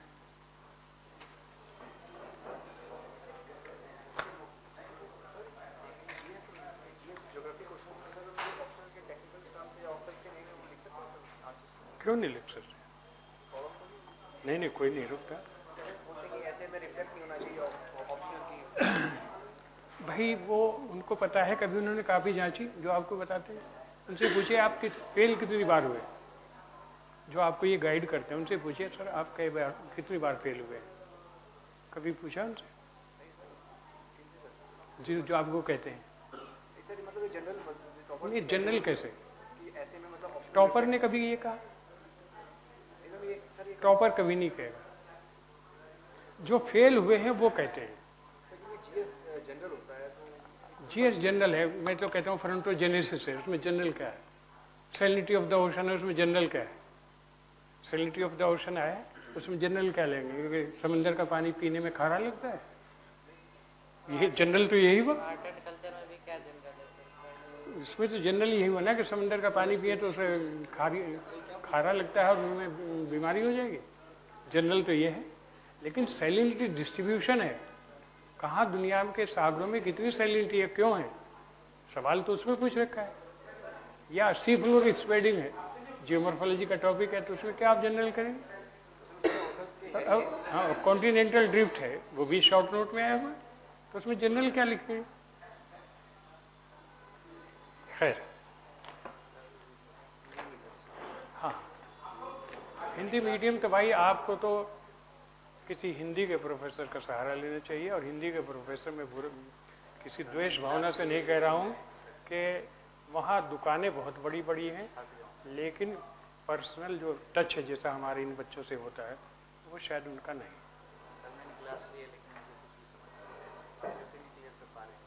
हमने भी